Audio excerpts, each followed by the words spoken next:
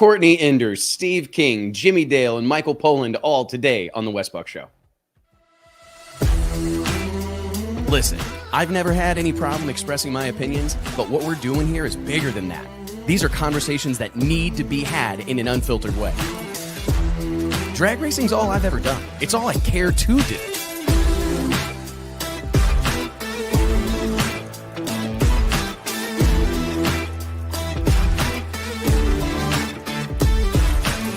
I respect the history, I appreciate how far we've come, but I want more for this sport, and I'll fight for it. It's uncut, it's unfiltered, this is the show of shows. The biggest names in drag racing.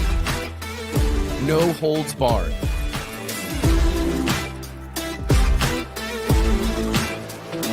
This is the great American motorsport, drag racing. Prove me wrong, I'll wait.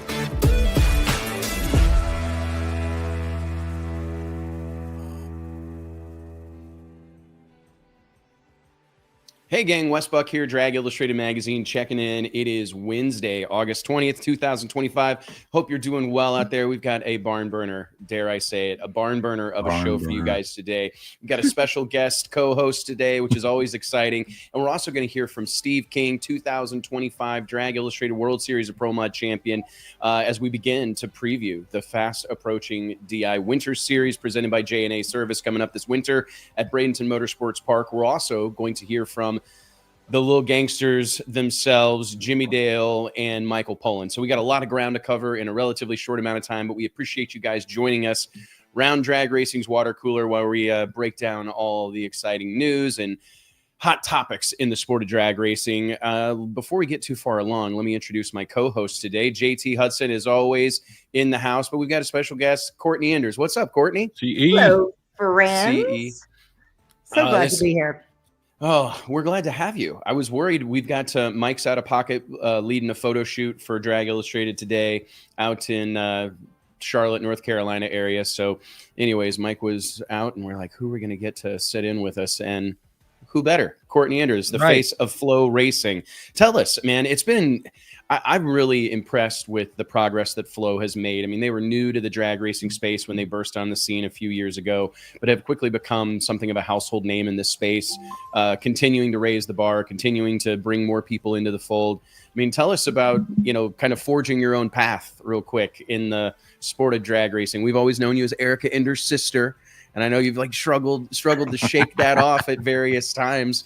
But here you are doing your own thing. You're on NHRA on Fox. I'm watching the live stream over the weekend, and it's just crazy watching. I've known you for so long. It feels like I've known you since you're doing a great job. You really are doing a great job. What do you make of all this craziness? I still just can't believe that the NHRA gave me an open mic. I can't either. That floored me. I was like, what the hell? I'm like down on the starting line, and I just have the ability to do whatever I want, and it's a little intrusive, but no, it's been awesome. And on the Flo front, a lot of people think that I'm not at Flo anymore. I am 100% full-time at Flo. That is my full-time gig. The NHRA is my new side quest, if you will. Want to obviously see where that goes, but it's been so awesome on the Flo front, especially with you guys, and that's one of the reasons I think that this is always a good mashup here, because we're more than partners at Drag Illustrated and Flo, and we are not only about to put on the PDRA this weekend, which you guys are very heavily involved with, but also we're already rolling on our meetings for Winter Series, and it's crazy. But it's I actually had a meeting at Flo today, and we were talking about a few of those things. We just streamed the Fly and H race over the weekend, and that's not one of our normal shows that we do, and we were differentiating the fact that we really unleashed the going from streaming an event to putting on a show. And I think that we did that. We forefronted that, and it was pretty much at y'all's races. So it's been fun. Yeah, it has been, awesome. Man. You guys are like family at this point. I mean, I know. I mean, think about all the different shit we've done together. It's like, oh my God, we go way back. Way back. It's pretty crazy, man. And it's exciting. Like, I like talking to the Flo guys because I feel, and yourself included, because I feel like they're dreamers like me, and we just are able to riff on stuff and think big and kind of think outside of the box. And because despite, like I say this all the time, I'm really proud of how far drag racing has come. I feel like motorsports as a whole is in a really good spot right now. Like it feels like it's more part of the conversation than it's ever been, at least in my life, right? Like I didn't get to grow up nor did any of us, like the heyday of hot rodding and car culture, right? But I feel like there's a new energy. There's some momentum in this space. I mean, they didn't have the resources that we have. I mean, you couldn't be near as plugged in. No, it's a lot easier. Near as much personal information about all the drivers and results, right in your hand as soon as they happen. I mean, like nobody had any of that stuff. So right now it's time to be a fan. It is, man. I mean, and it's funny because I see a comment here. It's in a good spot for rich racers. And I would argue that, like, I think drag racing is one of these sports that is always going to be somewhat driven by the dollar, right? It's an expensive endeavor. The barrier to entry is fairly significant. So there's no doubt that, like, the NHRA and even the Winter Series and some of these elite kind of levels of racing, they are kind of hooked to or married to the successes of this group of people. But I will tell you, if you think about what's going on with little Gangsters right now, you call any track in the country and they are trying to put on a 5:30 index race. Right. And to me, there is no more affordable way to go drag racing than 5:30 index racing. I mean, you can do that with a pretty hopped up street car or a dedicated drag car. It's a classic get in where you fit in type of deal. I think there's a lot of opportunity across the board in drag racing right now. I mean, shit, if you've got a tube chassis door slammer, you could have raced that car probably more than you wanted to over the course of the last few weeks alone. And a lot of those teams are professionals too. I hate to say this because we've been so inclusive to everybody and every ticket, is a pit pass and everything else. But there's a difference between professional and hobbyist or whatever. I love football. You don't see me going out and buying a professional football team. I can't. So I mean, if you're putting in perspective of other sports, professionals are professionals, and it does take money to be a professional. It does. It does. What do you make of that? Like, don't you feel like the grassroots level, Courtney, of our sport, like you're obviously embedded in the NHRA and you're embedded in the PDRA and you're involved in a lot of these different bigger series. But I think the grassroots level of our sport is in a really good place right now. I mean, there's a 10,000 to win small tire race every night of the week, it seems like. Yeah. And I think that this could unleash a whole different conversation. But I think that that's something that's worth hanging on to, too, because we deal with a lot of things at NHRA or even PDRA, this separation between pro and sportsman and whatnot, and the attention that certain things get or what gets bumped on the schedule and whatnot. And I understand that there's priority in all of that. But I also know, as somebody who worked their way up from all of the levels of drag racing, like those are important. And it's okay to be the king of that situation. And you got guys like Lyle Barnett who were well on the trajectory. Last year was maybe going to be where Tony Stewart is right now, right? And now he's making decisions to go to Big Dog and go Little Gangsters and go to things, and he's racing more. And so I think that there's vanity in all of it. I agree. I remember this kind of starting when I first saw it unfolding. I'd like to point to Megan Meyer. I looked back at Megan Meyer and I felt like she was building this real brand for herself and a following, and she was doing it racing top alcohol dragster. Yeah. And I always thought that was interesting and kind of proof positive that you don't have to necessarily run NHRA top fuel to build a brand out here, to build a fan base. We've obviously seen it with your sister, Erica Enders. I think that she's probably one of the most marketable stars the NHRA has today. I mean, talking to the various t-shirt vendors, she moves merch as well as anybody out here.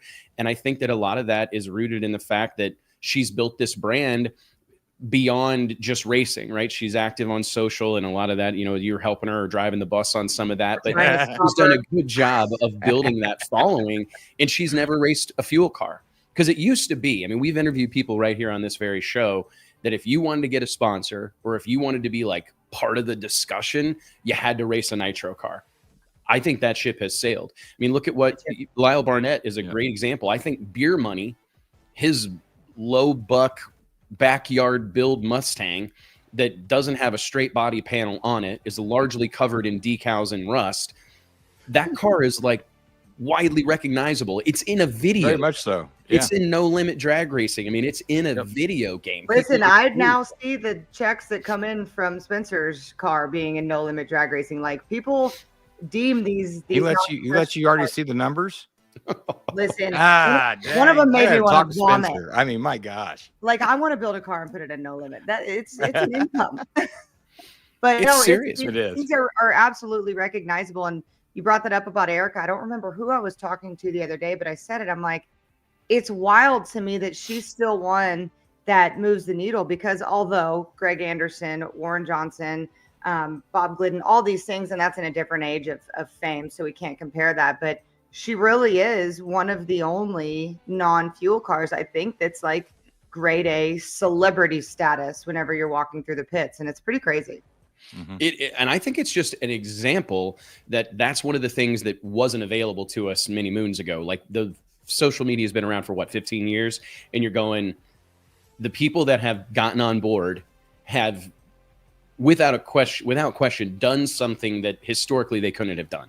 Yeah. Like, the opportunity wouldn't have been there. And to me, I just feel like this is a great time to be involved with drag racing, because you can build a name for yourself. You can get sponsorship support. You can't do it just the way that it's always been done. I mean, that's something that we see across the board, is that sponsorships have evolved far beyond what they were in those glory days of the Warren Johnsons and Bob Gliddens the and Lee Shepard. requirements now, like, it's even in the 11 years I've been with Elite Motorsports, the contracts that we have with these sponsors through the engine shop, through the drivers and things, the requirements that are there from these companies are very heavy social now, when they used to be of certain, different PR, if you will. I don't know. I know we're in a weird age of looping that in with PR, but it is. It's absolutely PR. And it's so crazy that everything is so social media heavy. But Wes and JT, like, right before COVID, right, we came up with the Kingsridge thing of wanting to make drivers the stars. And I think that we've seen a huge shift in that. Like, even in the NHRA, I feel like the last year or two, they've been able to let the personalities on air have a little more fun with these people. Matt Hagan with the mustache thing. You got, Clay Milliken, who's dancing around at the top end with the Zoo Yeti. Like, are you kidding me? This is insane. So it's getting to be where people are becoming friends and fans of these people. I had a woman who come up to me in the pits this weekend. She goes, I feel like I know you just because I watch your podcast. That's what we're trying to do. Isn't that 100%. weird when you've known somebody on social media for years and you haven't actually met them, but like you feel like you're pretty damn close at the moment, and then you finally run into them and it's like, huh, this is kind of weird, because like we've known each other for 10 years. But I don't know you. Yeah, right. Yeah. It is. But weird. I mean, I think that's the power of all of this. I went to a seminar a few weeks ago. It's actually been a couple months ago now. I'm terrible about this. But it was funny. One of the things, this guy, he was leading this conversation, and he was asking everybody. It was a small group. There was about 80 of us there, business owners. And he went around the room and he said, how many of you that are here just started watching my content in the last month? And not a single person raised their hand. And he goes, okay, how many of you started watching my content in the last 3 months? And like a dozen hands went up, right? And he goes, okay, how many of you have been watching my content for a year or more? And the rest of the room, everybody's hand goes up. And he goes, that I have been selling you over the course of time. Does it make sense? Like, you guys all got to know me because you've been watching my content. You've been watching our stuff, everything that we put out for the last few years. And whenever the moment came for me to get you involved or to make an offer, you were already comfortable with me. We were on a first name basis, even though you never met me. And I think that's the power of social media, is getting people to know who you are, know what you're about, know your story, and all these things, that it just expedites the process. So that, whenever we start, like September 15th, when tickets go on sale for the Winter Series, the story's well told. I've been telling it every week, if not every day, for the last 10 years, right? So it's like no one has to wonder what it's going to be or how it's going to go. I've been telling everybody how it's going to go and what it's going to be every damn day for as long as I can remember. And I just think it makes the ticket, but any purchase, it makes it that much easier to make it when you feel that level of comfort, because that's always really what you're selling, is you're selling that relationship or an exchange of trust, so to speak. And I think people trust us at this point because of the time and energy that we put into building a relationship with the masses, using the tools that are available to us, man. I mean, I think you can see it across the board in our sport. The people that have leaned in, are the people that who have businesses that are booming right now, or brands that are booming or exploding. It's a pretty cool thing to see, man. I mean, if you think about it, like I think about Victor Alvarez, 100,000 subscribers on YouTube. He announced earlier this week or last week. I mean, think about a time. He started that thing. Well, damn, it was around World Series of Pro Mod, wasn't it? And he didn't want to. He was reluctant. Yeah. Well, I mean, but in what other world could a track operator, a shop owner and a racetrack owner have a YouTube channel that's got 100,000 subscribers? I mean, it's just amazing the opportunities that are available to people. He's got some friends in high places. He does have some friends in high places, man. You're getting a little bit of a rub from the one and only Cletus McFarland. Yeah, it doesn't hurt. About us. No. Yeah, it doesn't hurt, man. No, it's just a really interesting thing. I feel like this is a great time to be involved. Pro Mod, I mean, I think back, if you go back to 2016, whenever we were cooking up the World Series of Pro Mod, and Courtney, you were like, you know, Elite Motorsports was like kind of on the fringe involved in Pro Mod. This is when the Elite Motorsports twin turbo Camaro was on the scene, and Erica Enders was setting track records for speed at every event she went to. She actually raced in our event in 2018. I go back to all of that. Pro Mod has always had like a unique thing in drag racing. It's been around for 40 years at this point, but it's always existed. But I don't think it ever like had broken through to the mainstream until like the last handful of years. And I feel really proud of the, you know, hand that we've had in that, because it was my goal when we rolled out with the World Series of Pro Mod to prove that pro modified drag racing was a marquee attraction. It didn't have to be a supporting act. It didn't have to be something that was run at 9 o'clock in the morning before the real pros ran. It could be something that supported a show on its own. And here we are now where, I mean, there are multiple sanctions and series whose entire program is built around Pro Mod. It's pretty amazing, right? Yeah, it is. And I totally believed in it from the start as well. And you see it even with the fans in the stands and things like that. Like, I go off on a tangent about when we tell fans to come back and deem what's important and whatnot, but they've figured it out. The Pro Mods are exciting and they wait for it. There's no doubt. I mean, I think we're seeing it. Yeah, we're seeing it more and more. I mean, like Quarter Mile Mania this past weekend at Flying H Drag Strip. There's not been that many instances in the past where a Pro Mod show like that was booked in as a standalone attraction. Right. It was always married into something else. Like, hey, we're going to book in a bunch of funny cars. We're going to book in some jet cars, and we're going to have this Pro Mod show as part of it. It'll be kind of our filler. I remember a lot of that in the early days of Drag Illustrated. You know, you'd go to these events and they'd have their whole exhibition program, and then they would have a small, you know, a Pro Mod program of some sort woven into it. But it wasn't what people were buying tickets to see. I think the ADRL initially perhaps was the catalyst that proved, hey, this can be a standalone show. The issue with the ADRL in its heyday was the whole what's the word? The stigma around giving out free tickets. What direction are we going here? Yeah, I know, right? Well, I mean, if you think about it, for all the success that the ADRL had and the big crowds and all that, there was always this little stigma that, like, yeah, they're getting big crowds, but they're giving away tickets. They gave it away. Right? They gave it away. And I think as time went on, I mean, I think that there's a strategy there, and we can have that discussion later about giving away tickets and things like that, because it's not anything new in the promotion space. No. It was treated as if this was a revolutionary idea, and it was in the situation, you know, in the context of that situation. But people have been papering the house for decades. I mean, for hundreds of years, that's been a common thing. Like, we got to fill this place up. Sometimes, just me too. The aesthetic. 100%. But nonetheless, from there on, it has become. I mean, I really feel like these are the most important things and some of the most significant things that are happening in our sport right now. Like Donnie Cross from Jerry Bickle Race Cars is in the chat. You know, I talked to those guys last week, and if you call them, their shop's full of Pro Mods. They're building Pro Mods. That's what's driving their business right now. Called DSP. We want to come to Big Dogs too. Yeah, we need to come to Big Dogs soon. We do. Thanks, God. This fall, perhaps. I would really like to. I'll tell you what, man. This last weekend, it tested me.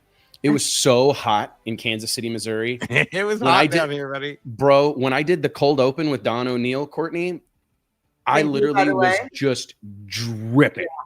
Like, it was so hot, and there was just no escaping it. There was no wind, nothing. It was absolutely unbelievable. A giant pussy. I mean, like, I swear, like, I can't stand it. I about went down at the golf tournament this weekend. You're seeing stars and you're teeing up your ball. And I'm like, I used to buck bales in this shit. I mean, I don't know what's happened to me. It gets worse. It was nice. I won't lie. It was Getting nice. old. I would log in and see all of you sweating your asses off. And then I have like a sweatshirt and a jacket on in Brainerd. I couldn't believe it. It looked like it was pretty chilly up there. Dude, it was wild. Friday was hot as hell. It was 90-something degrees. Of course, it was the day that I was on the starting line. It was dying. My forehead was frying. I was disgusting. And then Saturday and Sunday, it was in the 60s. I mean, true Brainerd style. You just never know what's going to happen. But that old lake weather, right? The lake weather. You never really know what you're going to get. Yep. It was an interesting weekend. Let's dive into this. We got our first guest of the day in the green room already. We'll pile him in here in just a moment. I can see them setting things up, so we'll give him a second. But anyways, let's run through Brainerd, right? I want to talk a little bit, Courtney, from the NHRA perspective and like the NHRA on Fox perspective. We've talked about this, and I was just thinking about it this morning because I found my little I lost this, and I was scared to death. Oh, no. I found my Bob Tasca 341 ring. Bob Tasca gave me this after he made the first 340 plus mile per hour run in Bradenton in 2024. Really proud moment. And I've been freaking out because I thought I'd lost this. I thought I left it in a hotel, but I actually found it this morning. But do you think as a whole, like, what is the reaction to those 340 mile an hour runs? Like, Courtney's made, I think, 10 of them this year. Now Doug Coletta's been 340. Like, what's your just overall reaction? Like, has it very quickly become ho-hum? Like, this is just the normal thing? I would say, and Jason Galvin and I talked about this on air on Sunday, because when it happened again, we were just like, oh, another one. And now the deal is which tracks have gotten it and which tracks haven't. But the 343, I think, is what put everything in check, right? Because that's not 341.9. That's not 342.0. Like, Brittany was well into it. And that one in particular, I think, changed everything. You throw that one out, I don't know if we would be getting, and we're excited, right? Like, it's awesome, and it's really cool for the fans to be able to see that in person. But you look at the top 10 fastest runs, right? Like, nothing has ever progressed that quickly on a list like that, ever, I don't think, right? Like, we've taken so many milestones. How many spots does she have on that? She has 9 out of 10. That's crazy, so right? She has 9 out of 10, but she has 10 total. So there's 11 runs that are over 340 in Top Fuel, and she has 9 out of 10 of them. But like, just for an entire top 10 of all time list to be rewritten by Brainerd, what? I think it's crazy too, and it does beg the question. This was like this, will they ever go 340 thing for years and years and years and years. And now it's become commonplace. So I'm just curious, is there any scuttlebutt? Like, do you think that we'll see the NHRA try to slow those cars down further? Or what, is there any conversation about it? Or is it just the new norm?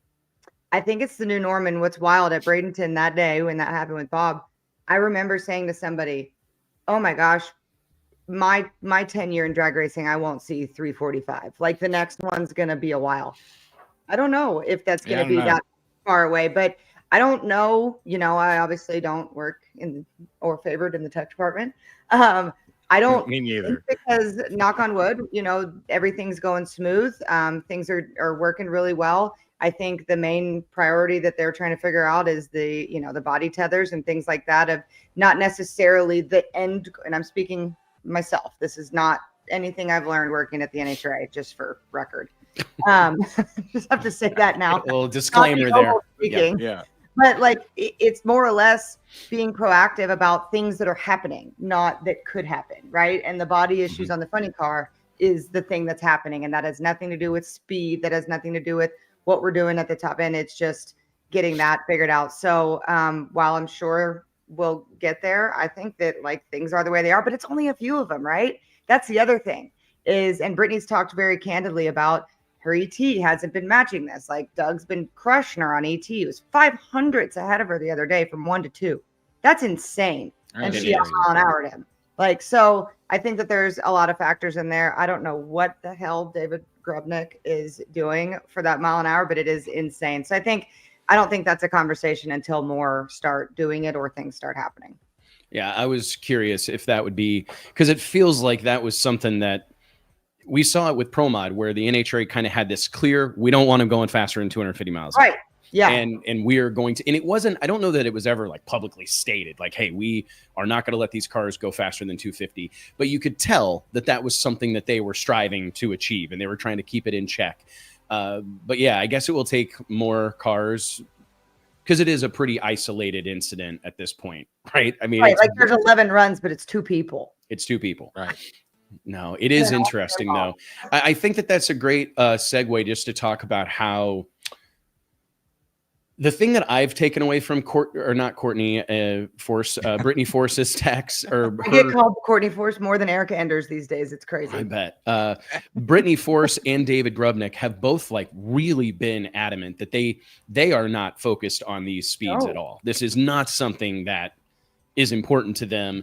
It's about winning rounds. And I think that that's something that we all as a sport kind of get caught up in, right? Because I see this right now, like there's this push for like no rules pro mod racing, or no rules this, run what you brung, blah, blah, blah, blah, blah.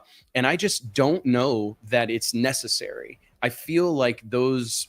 It's been tried, and it's been tried. It didn't work. You know, but it's more often than not, actually every single time that I've seen it, it's always a race to the bottom. Like it sounds great initially, but then it very quickly becomes super exclusive to the handful of people that are willing to spend what it takes to do that, or to keep breaking barriers or breaking records.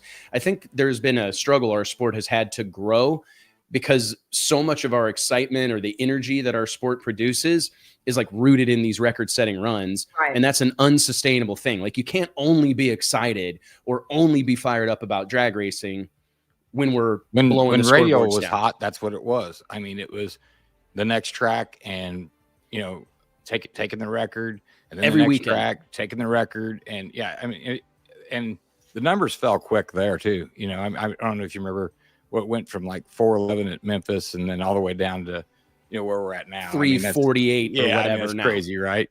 You know, actually, I've been sitting here thinking about it. The more that you say that about each track or whatnot, we're chasing it. I don't think it should be the main thing, but I don't think that we're ever going to get away from it, because that is one of our taglines, right? And we fight for it with the speed check thing with IndyCar and whatnot. But I will say, even up in the booth, before it happens at each track, it's said, like, will it happen here? And so maybe I was a little underwhelming when speaking about that, because we do wonder, is that 340 going to happen? But when it happens again at these tracks, we're just like, oh, you know, and that's it. So like, it's the expectation there 1000%. And that's just growing, right? Because now it's like, okay, she's done it at so many tracks. What's the only reasonable thing left to do? Do it at every track, which is insane. That's an insane expectation level, but we're going to get close to it. So there's E. Oh, little E. What are you doing? Drag Racing Mayhem, always with the great commentary, and Dion Walraff here with this is something I've been saying for like 20 years. You know, we're not land speed racing. It's heads up drag racing. First one to the finish line wins. There's a place to go set top speeds where that's all that matters, that's where the competition is rooted. But it has been for so long, our sport, the only song and dance we had was Hellfire and Brimstone, Header Flames, 300 miles an hour, 10,000 horsepower. And our sport has a lot more to it than that. But that has been the tip of the sword, so to speak, for decades now. And I think that kind of this situation we find ourselves in, where there's plenty of opportunity and there is real momentum, I think the next, whatever the proverbial next level is for drag racing, it's not going to be rooted in 340 mile an hour race cars. It's going to be rooted in transcendent superstars. Yeah, like people. You're right. I mean, it's not going to be. It's got to be the people. It's got to be driven by the people. Yep. And that's what we're proud of. I mean, that's really what we've been doing for 20 years at Drag Illustrated, is trying to turn these men and women behind the wheel of these cars, or calling the shots on these cars, into household names. But it's a process, and it does really, really, really. It's hard to have the patience that's going to be required. Our next guest is one that's really bought into it and 100% has been coming up with these freaking videos, man, kill me. I tell you what, I sit and I laugh at him. I mean, it's just hilarious. Some of the shit they come up with, him and Jess and everybody over Pilot. I mean, it's hilarious. I mean, I didn't know where that Eminem and, eating SpaghettiOs was going, the other day. The most random shit ever, and it works because it's Steve and he's goofy like that, right? I love it. Because it's also real. Like it's Steve King. Ladies and gentlemen, give it up for the 2025 World Series of Pro Mod champion, the man, the myth, the legend, Steve King. What's up, guys? How's What's everybody going on, buddy? Hi. Man, it looks like the connection in Bristol, Tennessee is pretty solid. What do you think of being there at Thunder Valley? Oh, man, this is a beautiful place to come out to. The weather's a little warm today, but, we just got here setting up, sweating a little bit. It is hot down here, but that's what you expect when you come to Bristol. Oh, be there, no doubt, Of course, man. he has a better audio setup than all of us at home. Oh, I know. Right? It sounds good. I hope. I look kind of dumb a couple podcasts, so I had to go purchase some stuff. Way to go, Jess. Yeah, good job, Jess. That's Jess right. did a great That's job. My PR Well, hey, lady. man, take us through this weekend. I mean, obviously the PDRA rolling into Bristol Dragway. This is a big weekend for the PDRA. I know that it means a lot to that whole group of people. We talked to Amber Denton about it last week on this show, just talking about how special it is to have the chance to race at a facility like Bristol Dragway, a storied facility in drag racing. What's it mean to you? I mean, what are you looking towards this weekend? Well, I mean, obviously this place is just absolutely beautiful in between the mountain, but also for the PDRA championship, this is a pivotal race for the hunt for the championship. So I think you come here knowing full well you got to do well here, or you may fall back. There's only 2 races after this one to make up those points. So, you got to do it. Oh, geez, Louise. We got Keith Haney in the chat Keith talking Haney's trash. Yep. He can't resist the urge to talk a little bit of trash. Yeah. I'm excited, man. You guys got a busy little run coming up here. Bristol this weekend. We're a week away from the Yellow Bullet Nationals. JT and Mike and I, or at least Mike and I, are coming up to Yellow Bullet. Looking forward to seeing you guys. What's your give us the lay of the land on Pro Mod right now? I mean, it feels like I don't know where all these heavy hitters have come from, but it seems like anybody on that list any given weekend could be the last man standing, Steve. Oh, 100%. You guys started it with the Winter Series the last couple of years, and now, I mean, Pro Boost is probably the tightest field of cars in PDRA right here, right now. Tight. I mean, 6 cars can win the champ. Maybe 7 actually can win the championship. Like two rounds out for 6 of us, which is that's nothing. And then this race here is going to be huge here in Bristol. For those points championship, but then we're going into the outlaw, deal with Yellow Bullet, which is one of my favorite races of the year because we get to run the nitrous guys and everybody's in one big pack, and we'll have Jimmy up there cutting that thing loose. And it's just a big, long, drawn out 2-week process for us. A lot of people don't realize how much work goes into this deal. Yeah, you ain't lying. You ain't lying, man. I don't think people often realize, because that was something that we had this past weekend. Was like a wild weekend for the sport. Like, we had car crashes, we had trailers getting flipped over, we had on-track incidents, off-track incidents. A lot of crazy shit. A lot of crazy shit, but it just goes to show you, like, getting to the racetrack and just making it to the event is as big of a challenge as anything at this point in time. It is. A lot of people think you're just home servicing the car or whatnot. You still have the rig, you got the trailer, you got to pack the coolers, the fridge, and we do it all. I mean, I drive the tractor and trailer. I mean, thank goodness we have the Slimmies taking care of the car. If I had to do that too, I'd have to quit my job. That's what this deal come to. It's a full-time gig, like Eric and those guys do. I mean, it's a full-time gig now in Pro Modified if you want to run up front. Do you think that, look at the last, let's just say, handful of years, but how much has Pro Modified changed, Steve? I mean, you've been around this space for a long time.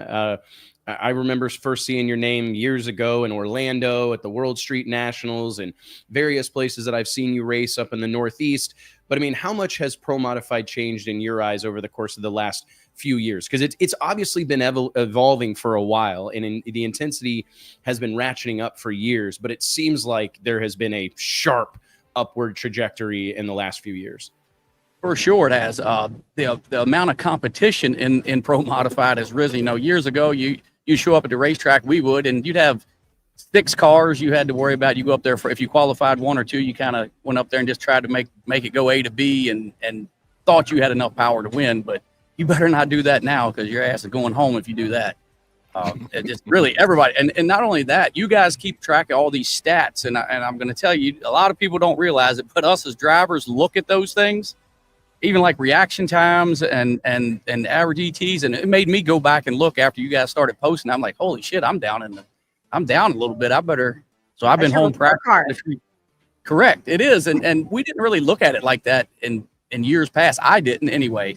But with the competition level where it's at, you better stand on the tree, and whoever's tuning your stuff better have it on the edge, or because the guy beside of you is.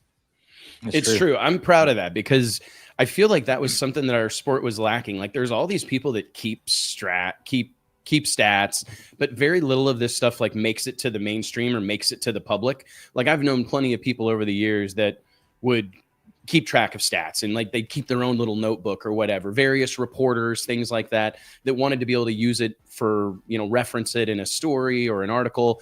But now that it's like forward facing and everybody's seeing these stats, like here at Drag Illustrated, we've got Chris Leclos like posting these, average reaction times, round wins, all these things. And I think you're right, Steve, like having that front and center where drivers can look at it.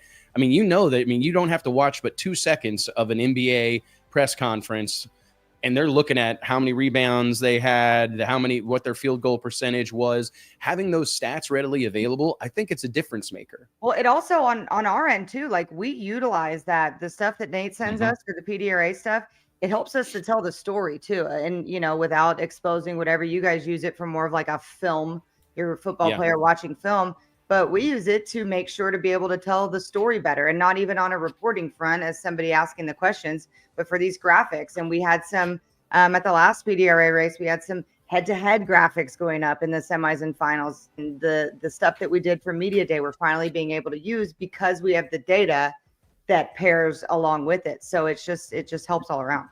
All of this is like us getting better at story fighting or storytelling. Like and also like, story fighting. Yeah, story fighting. Sorry, I'm reading getting text as I'm doing this. But anyways, it really is like getting better at telling the story, because I truly believe drag racing is a great American motorsport. I think that our on-track product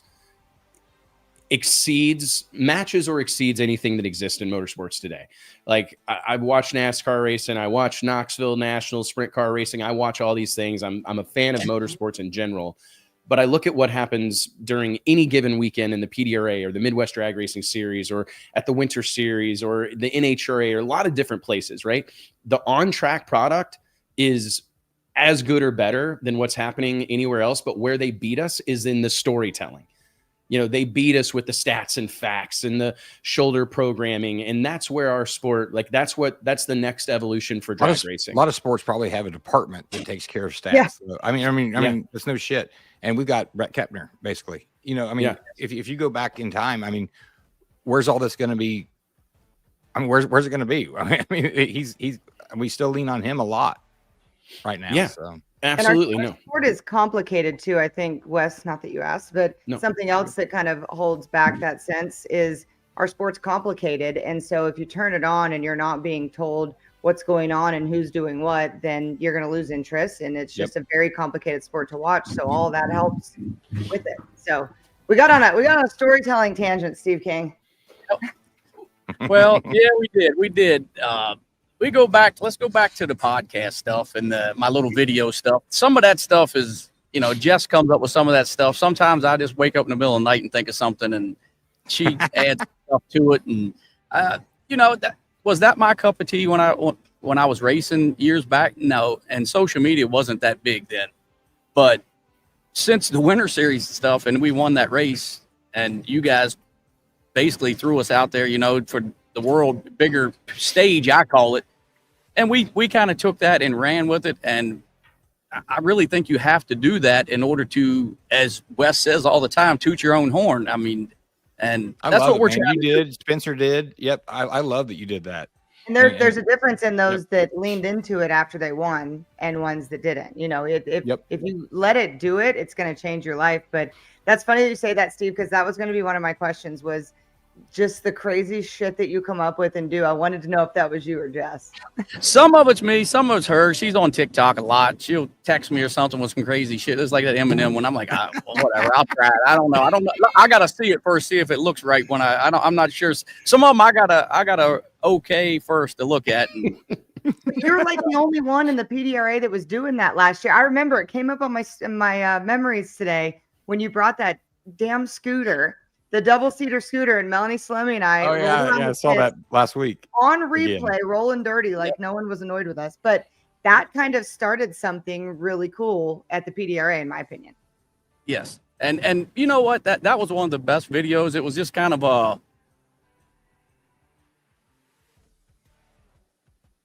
Maybe you lock up. I thought it was a dramatic pause. Me too. I did too there for a little bit. Oh, there he comes back. You're back. there.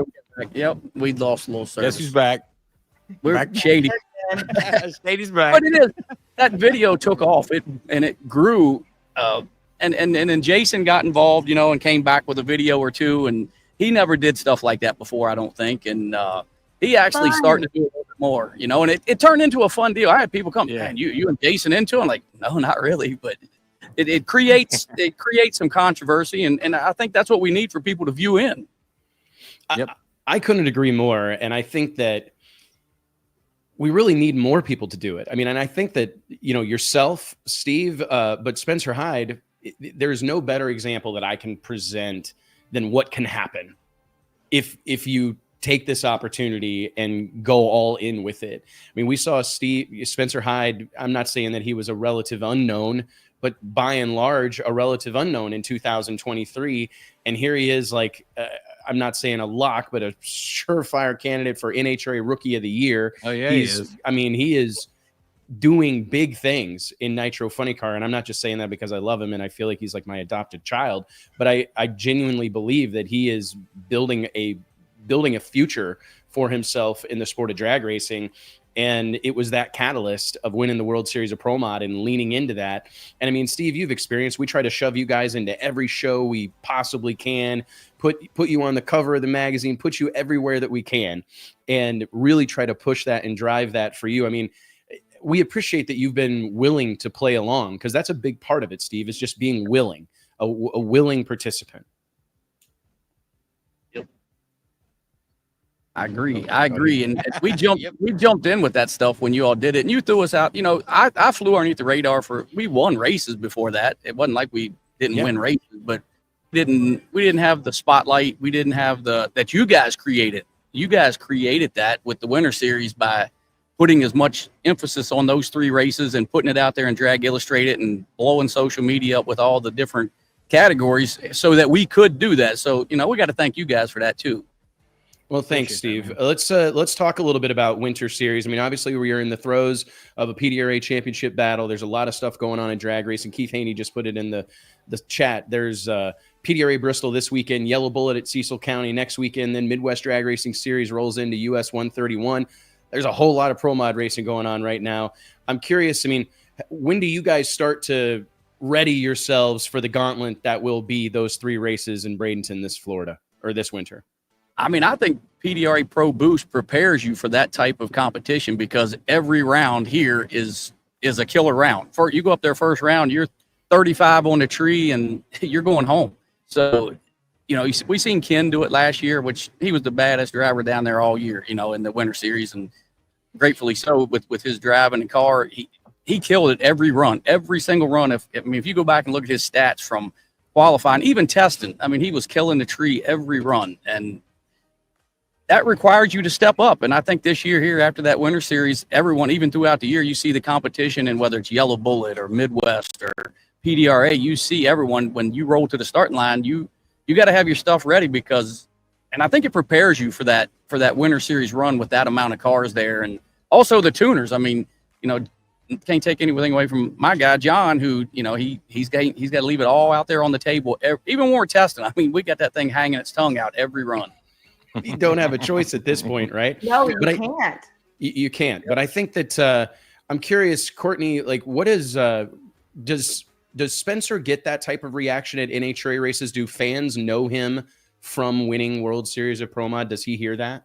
Absolutely. And, you know, we've got that plastered all over everything that he has, from hero cards to his stats, and they say it on the PA and all the things, but he gets people out there that'll come with World Series of Pro Mod or Pro Superstar shirts on that are from Brainerd. Gainesville was crazy for it because we went kind of straight from there to it, and they were just on like the tour of seeing it all. And they were like, man, I didn't have a funny car guy to root for, but now I do. And so those kinds of things really, really help. But I mean, it's the World Series of Pro Mod winner effect. Like it's out of control. I saw it from the very start whenever we were doing this, like you said, in Denver with Scotty Oakes, everybody. Like it's changed everything. If you let it, and if you lean into it, it will change everything. And Steve, every time I interview you, I told you from the start, I'm never not going to call you the World Series of Pro Mod champion. I don't care if it's 15 years from now and we're at a big dog race. I don't give a shit. You're the World Series of Pro Mod champ. World Series of Pro Mod king. That's right. Hey, man, we did it. You beat my sister along the way. So you know what I'm saying? Yeah, you did. Yeah, you did. I remember just about every round of that thing, you know, all the way through. And the caliber of racers at those 3 races is just, it's absurd. I don't know how else to put it. Where else you're going to get 80 cars that can qualify or win the race? Yeah, you go to the chip draw and everybody's like, but it's like, is there anybody you're not going to? No. I was thinking that because there's nobody's name that you want to draw. Like there's nobody that you want to sit down there on the starting line and gamble on it. I mean, really, I mean, pick a lane. Anybody can win. Anybody can win, man. Blindly. Anybody can win. Well, hey, when you walk in that chip draw, I can tell you that's another portion of the deal that I think the fans like, and I think the drivers like. I know I do, because you don't know who you have. You don't know what lane you have. You walk up there, the hair's standing up on your neck. Because, like you said, it doesn't matter what chip you get. It's just a matter of which badass you getting. And that's the way I say. You know, I kind of look at it as, well, they're looking at me as being the duck here, and so I'm looking at who we got. You know, I know we have a good car, but we kind of flew in underneath the radar. So. What do you make of what we were talking about with Brittany Force and the 340-mile-an-hour runs? Like, I do feel as a sport, sometimes we get desensitized to how fast these cars have gotten. I mean, in Outlaw 8th Mile Pro Mod racing, you've got to be able to run bottom 60s if you want to be in the conversation and know that you're capable of dipping into the 50s. Do you think that that's like a sweet spot for the sustainability of Pro Mod, like long-term, Steve, where, you know, we've had a lot of conversations about it internally because we know guys have a desire inherently to go quicker and faster. But do you still get the same satisfaction just because of the level of competition? Like, have we sufficiently moved the conversation away from making record runs and making it about winning rounds? Well, yeah, I mean, we want to set records. We want to go faster every run. I mean, John's trying to make that thing every run go better and testing things. But as a driver, you know, the competition level is all doing the same. So it makes you have to do better yet as well. I mean, we went 350s 5 years ago, and the rules have changed. You know, every year you get a little rule change stuff. So the cars are hovering in a high 350, low 360 range, depending on conditions and combination. You know, we got the new Harts Charger out there hauling ass right now for, you know, how long that deal going to stay. Obviously it's a good product. It's fast and it's killer. So, but yeah, 211, 340. Holy, I don't know. I don't know if I can take that myself. I mean, I'd try it, but but it's also, if you think about it, and this is the conversation that I think needs to be had, like out in the open, is that I understand the desire to see these cars go quicker and quicker and quicker, but I also feel like the strength our sport has, and specifically Pro Mod, is how many of them there are. I mean, like, and do we want to, every tick quicker, every tick faster is another step towards 6 or 8, 10 cars in the country that can do this, right? But right now we're at a point where, I mean, there's probably at least 100 Pro Mods in North America that can run bottom 360s. That's something you can build on. You know what I'm saying? Like, how many cars are there? How many top fuel dragsters are there that can run 360s at near 340? 8 on the planet, a couple, you know what I mean? And to me, that I think is the most important thing that we have. And we have to see it as a strength. Like, it's easy for everybody to go, oh, we need to be no rules, blow the scoreboards down. Let's go 330s at 225, whatever. That's all well and good. But what happens when we start down that path and 2 or 3 years from now, there's only a handful of dudes standing around that are willing to spend the money required to do that? Does that make sense, Steve? For sure it does. But Pro Modified is the baddest class in drag racing right now. I think it's the most watched. I mean, you even see the top fuel guys at the Winter Series. I mean, Rob Flynn's down there, and You know, a couple of the other top fuel guys are there. Why are they there? Because it's the, you know, most exciting class out there and most competitive. I mean, you don't see 80 pro stock cars, nothing against those guys, but you don't see 80 of them. You don't see 80 top fuel cars. You're not gonna. No. And to me, that's where we have to lean into our strength and accept it as a strength and get away from this race to the bottom. That, I mean, we saw it with RVW. I mean, JT and I were talking about it a minute ago. I mean, that was the hottest class in drag racing for a handful of years. And then as the cars kept getting quicker and quicker, and it went from, as JT said, I mean, I remember being in Memphis or whatever when Kevin Mullins went 411, and it was like the shot heard round the world. Yeah. You know, a year ago in Valdosta, Georgia at Lights Out, you know, the number one qualifier went like a 348 or a 349. You know, so it's picked up 6/100ths or 6/10ths, excuse me, over the course of a handful of years. And now we're to the point where there's only a handful of those cars that are really capable of doing that. And the purpose-built cars were allowed in. I think that was probably the beginning of the end. I mean, not that it is the end, but you know, when they looked like cars and they were, you know, actual cars, but when the pro mods started coming in, it really, really changed the class, I think.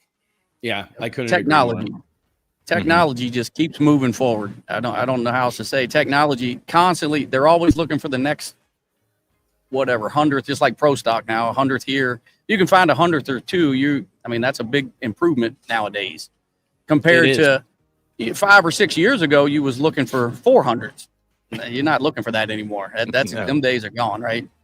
They are. Real quick, I see over your shoulder the Party Time Racing Pro Mod Camaro of Jason Harris, well-known flag flyer of the Pro Charger brand. I heard rumblings this past weekend at Flying H Drag Strip that a new Pro Charger was going to be tested this week in Bristol. Are you hearing any rumblings about the testing of a new Pro Charger? I've heard there's some stuff coming out. Haven't seen it yet. I guess we'll see what Jason does here tomorrow if he has it on there. I'm sure if it's something new, he'll have it on there. Well, walk over there and peek under his hood. Oh, I'll peek. He's probably got it all covered up, but he won't speak anything of it. He'll talk about the sun being out or something. He won't tell me nothing about that stuff. I'll show you some watches or some rings or something. That's right. He'll try to sell me a damn watch or something. Try to sell you a Rolex.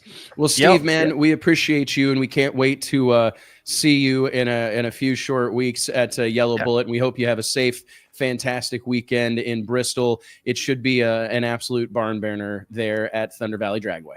I'll see you tomorrow. Yes, come on down. This is the pivotal race for the season, period. This is the one for the championship. I know that in the last race, but you really got to do well here to win the championship. And I'll be knocking on your door Friday for dinner. That's fine. Come on. We got something big planned for Yellow Bullet so you guys are going to enjoy it. I can't wait, man. I cannot wait. We'll see you soon, brother. Tell everybody hello. Hey, thank you guys for everything. Appreciate you, Steve. See you, Steve. See you guys.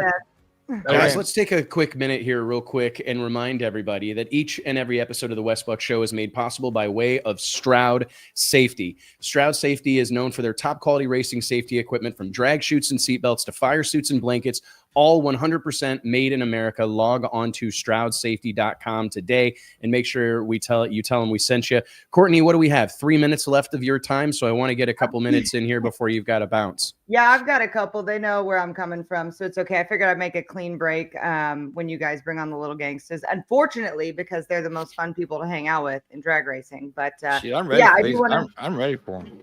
I do want to bring talk a little bit more. Oh God. Talk a little bit more about the PDRA this weekend and how excited I am, because I think that I'm going to say something maybe edgy here. I think that we are in a space where there's a lot of places to race. There's a lot of things moving in different directions and who's going to be where next year. And it's time to really support these series and support these racers and support these promoters that are giving their everything, whether that be NHRA, PDRA, Big Dogs, IHRA, whatever your taste is. And if it's all of them, that's fine. But when these races are streamed or when they're at an event, buy the ticket, go. Watch it on there. And that's not Courtney from Flow, whatever. That's just drag racing as a whole, because as we're growing and as new things are coming, we can't just abandon ship on the things that have worked so well and made all of these racers have a place to race. And I am so committed to the PDRA. Oh, look at there. The heart of the PDRA. Truly, though, I freaking love the PDRA. I love the Franklins. I love everyone there. I have put so much blood, sweat, and tears into what I think has been some of the best years of the PDRA. And you got to support these series and these people, because you never know what's going to happen as all of these things start changing. And so I just wanted to come on here and give a good old fashioned watch or go to the PDRA this weekend. 100%. I I couldn't got it in my agree truck more. now, man. My little magic box. Oh yeah. Yeah, it puts it on the screen in my truck. And there's like some FloRacing. extra purses. There's double Super purses safe. for 3 classes. It is this super safe. weekend. Like, yeah, of course, JT. But like, there's a lot parked. going on. We've got Pro Stars coming up. You've got, like you said, the championship stuff.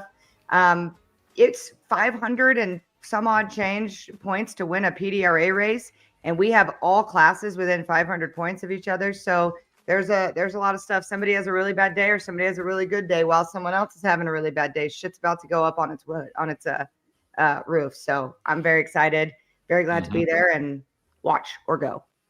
100%. I couldn't agree more. Like, these are interesting times we're living in, right? I mean, there's so much going on. There's a lot of movement in our space right now. And I do think that you make a very valid point that there are a lot of places to race right now.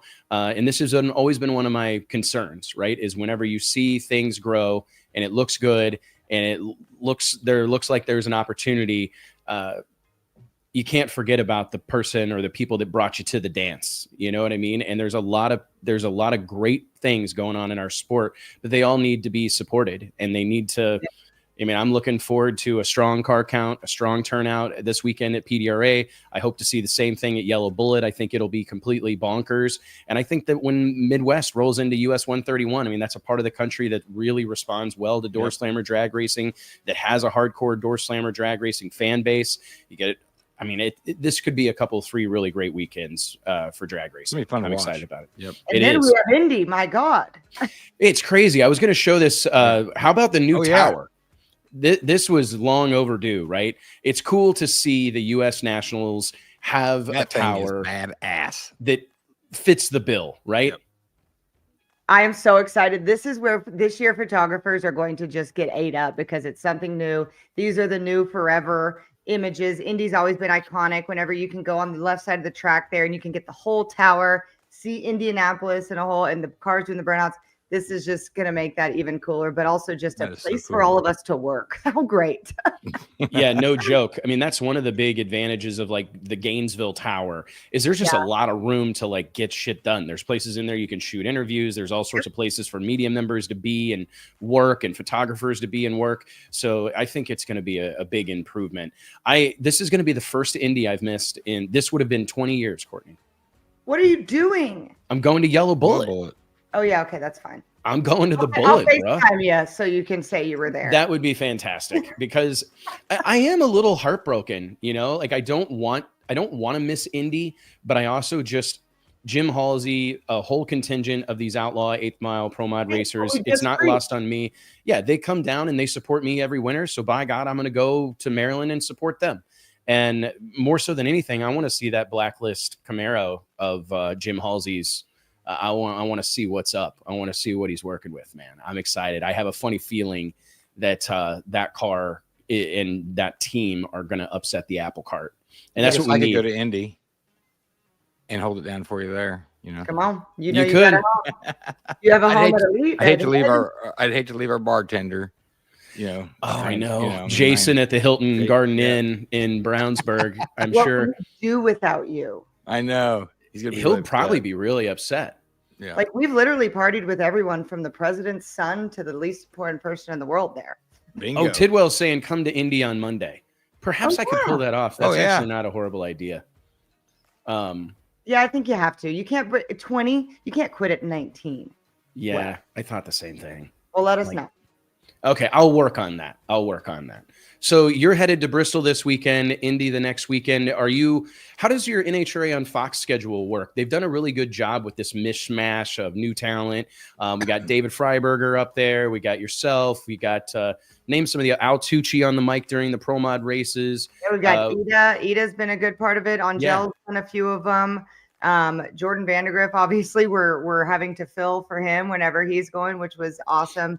Bruno, like between the .tv and the Fox stream, there's a lot. And what happened in Sonoma was the first time, and since I've been there, obviously, but the first time in a while that they've mashed up Fox and .TV show, where Jordan and I started in front of the stands. We were up on the stage. We had #1 drivers come up.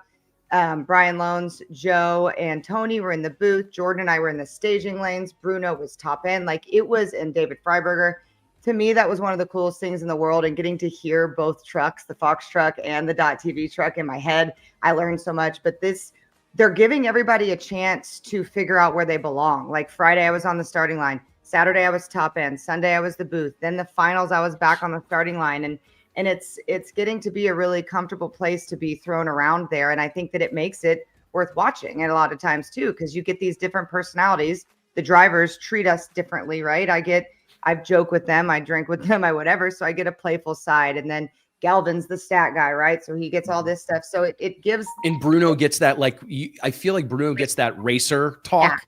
Yeah. You know, because he's been there. He's been in a pro stock car. He's raced at an extremely high level. He's won world championships. Yeah. And I think that that's an interesting point you're making, Courtney, that is everybody kind of pulls something different out of these drivers. And not having us all in the same spot every weekend, you're able to get something different out of that show. And everybody keeps asking me, like, which one do you like best? I don't know. Like, I love top end on race day, but I love being the voice of race day. And then the starting line's crazy because you're chasing down Alan Johnson and David Grebnick, and your eyes are full of nitro and you're spitting snot. Like, it's insane. There's a lot of shit, but I don't know what the plan's going to be for next year. But this year was just figure out who fit, who didn't, kind of like a big audition. I feel like I audition every week to be asked back, and I'm having so much fun, and I freaking love it. I love it. Love it. I gotta show this clip. It went viral on my page. Oh yeah, Oh, what is it?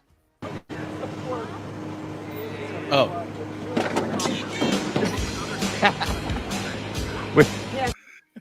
Your reaction on that, Courtney, is probably the funniest part of the whole deal. As Cody Coughlin rock and roll kicks that door off of his pro stock car. And look at her face and thinking about, whoa.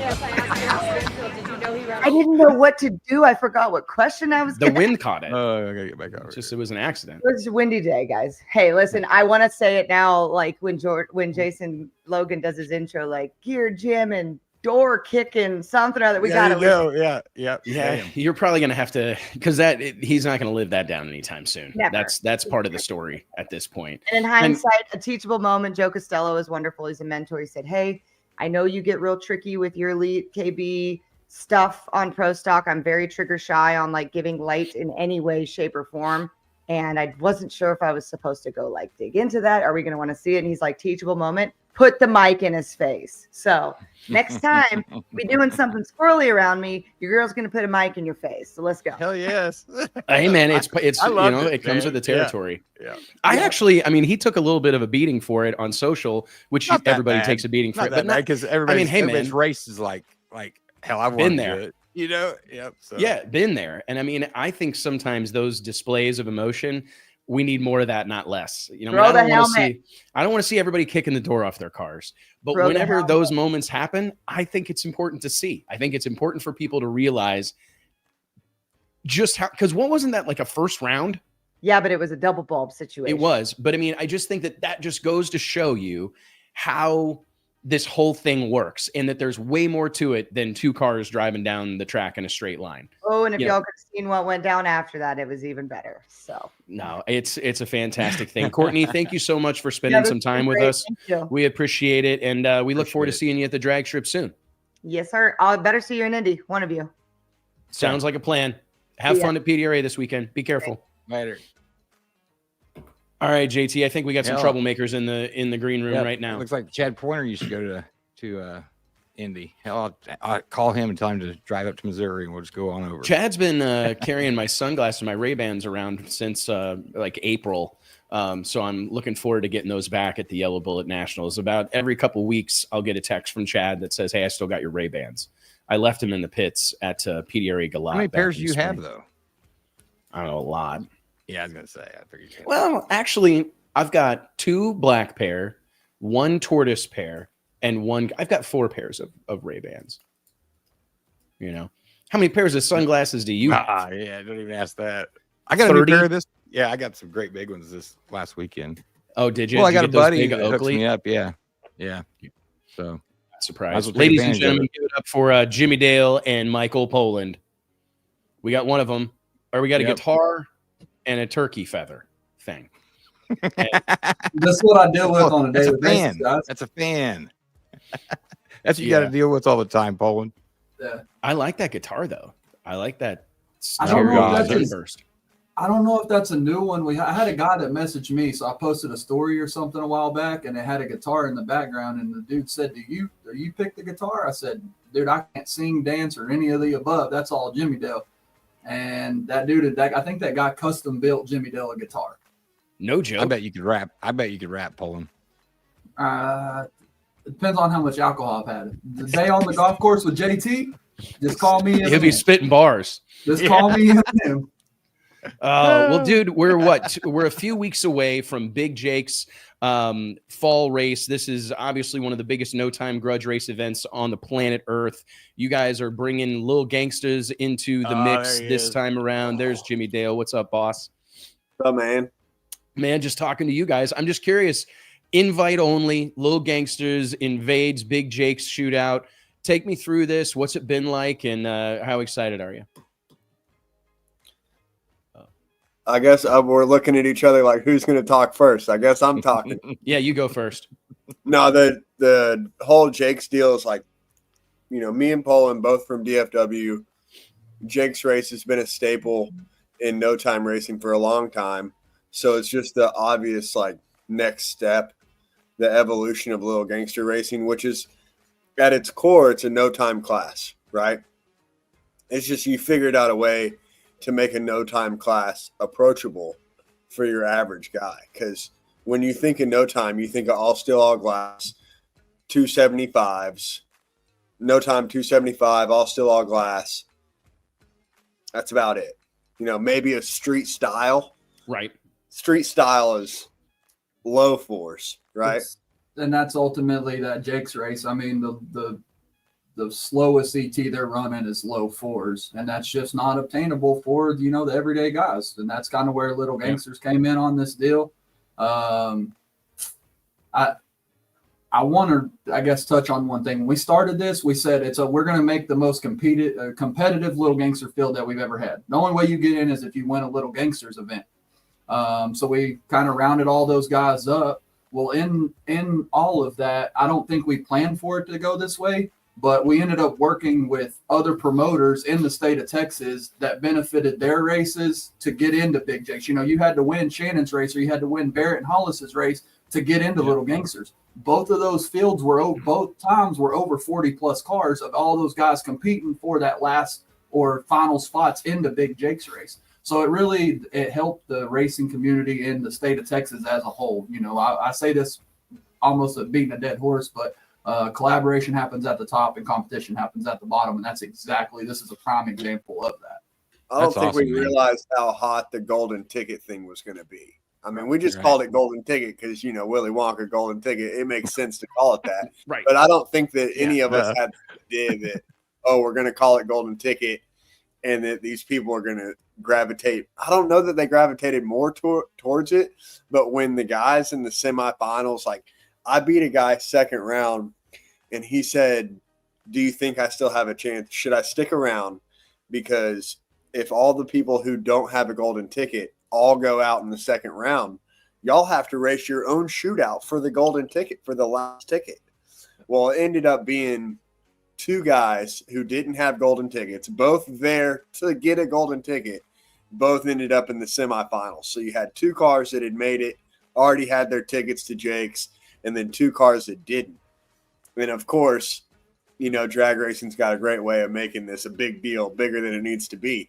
But we're telling the two guys, if each of y'all lose right now, you will have to come back up here and run for the golden ticket.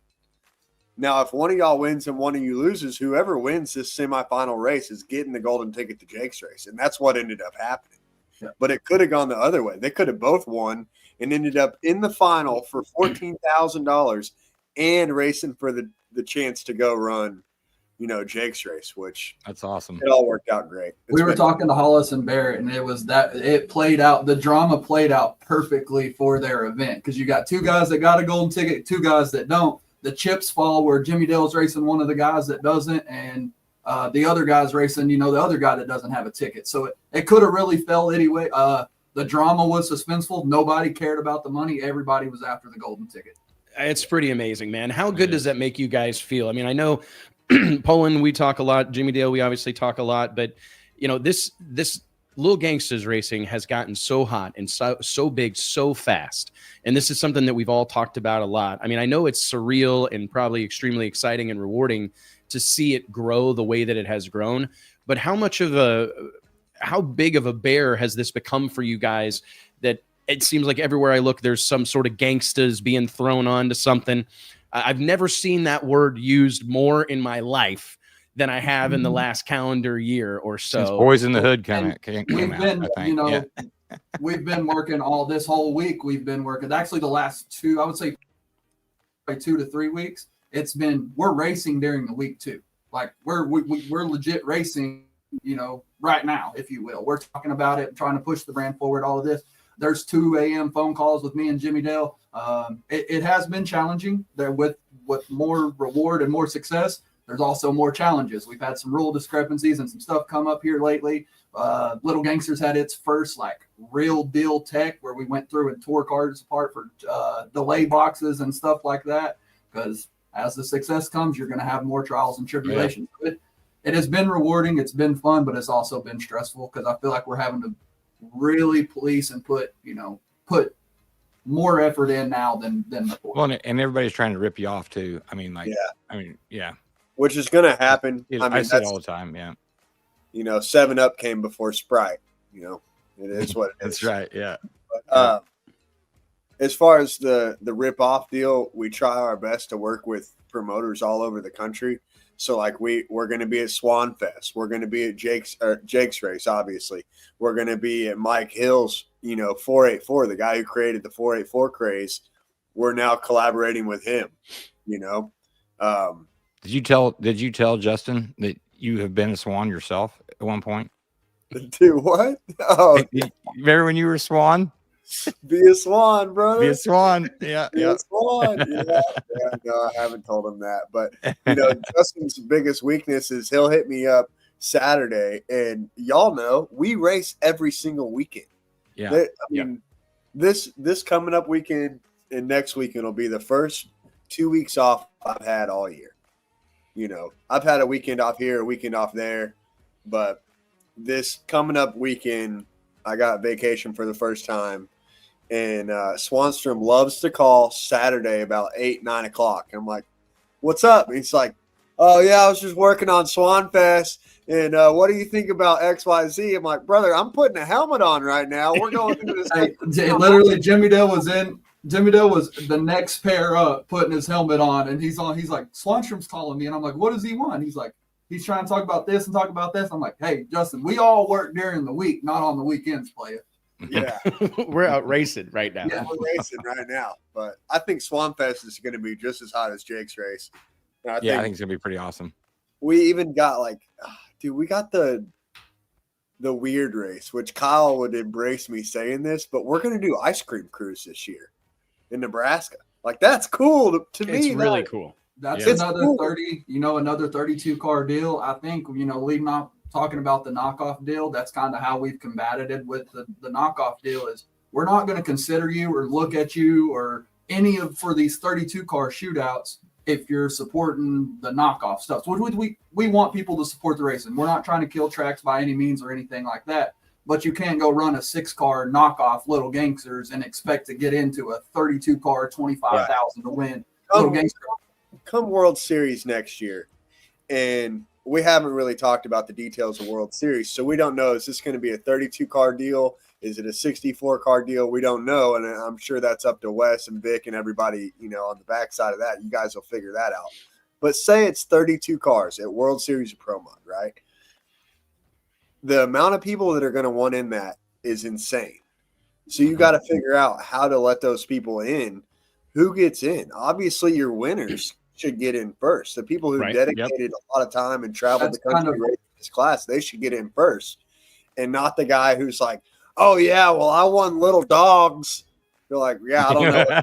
All right, Little Dogs doesn't do anything. And that's the deal, too, is with Little Gangsters, we know everybody that got in. I have all the documentation for how many cars they went through. You know, some of these guys went through 40, 50 car fields and won.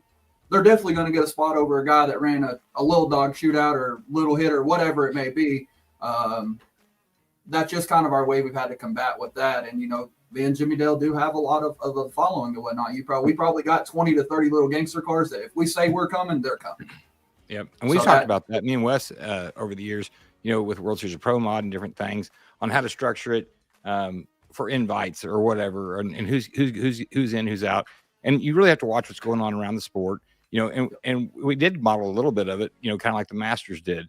You know, if you win this race or the top 5 from this race, move on and they get their ticket punch basically, you know, over the World Series of Pro Mod. If you're a winner in the past at the World Series of Pro Mod, you know, you have a lifetime invitation and just so on and different things like that. But it also makes, like you're saying, it makes all these other races worth just a little bit more to the racer. Yeah.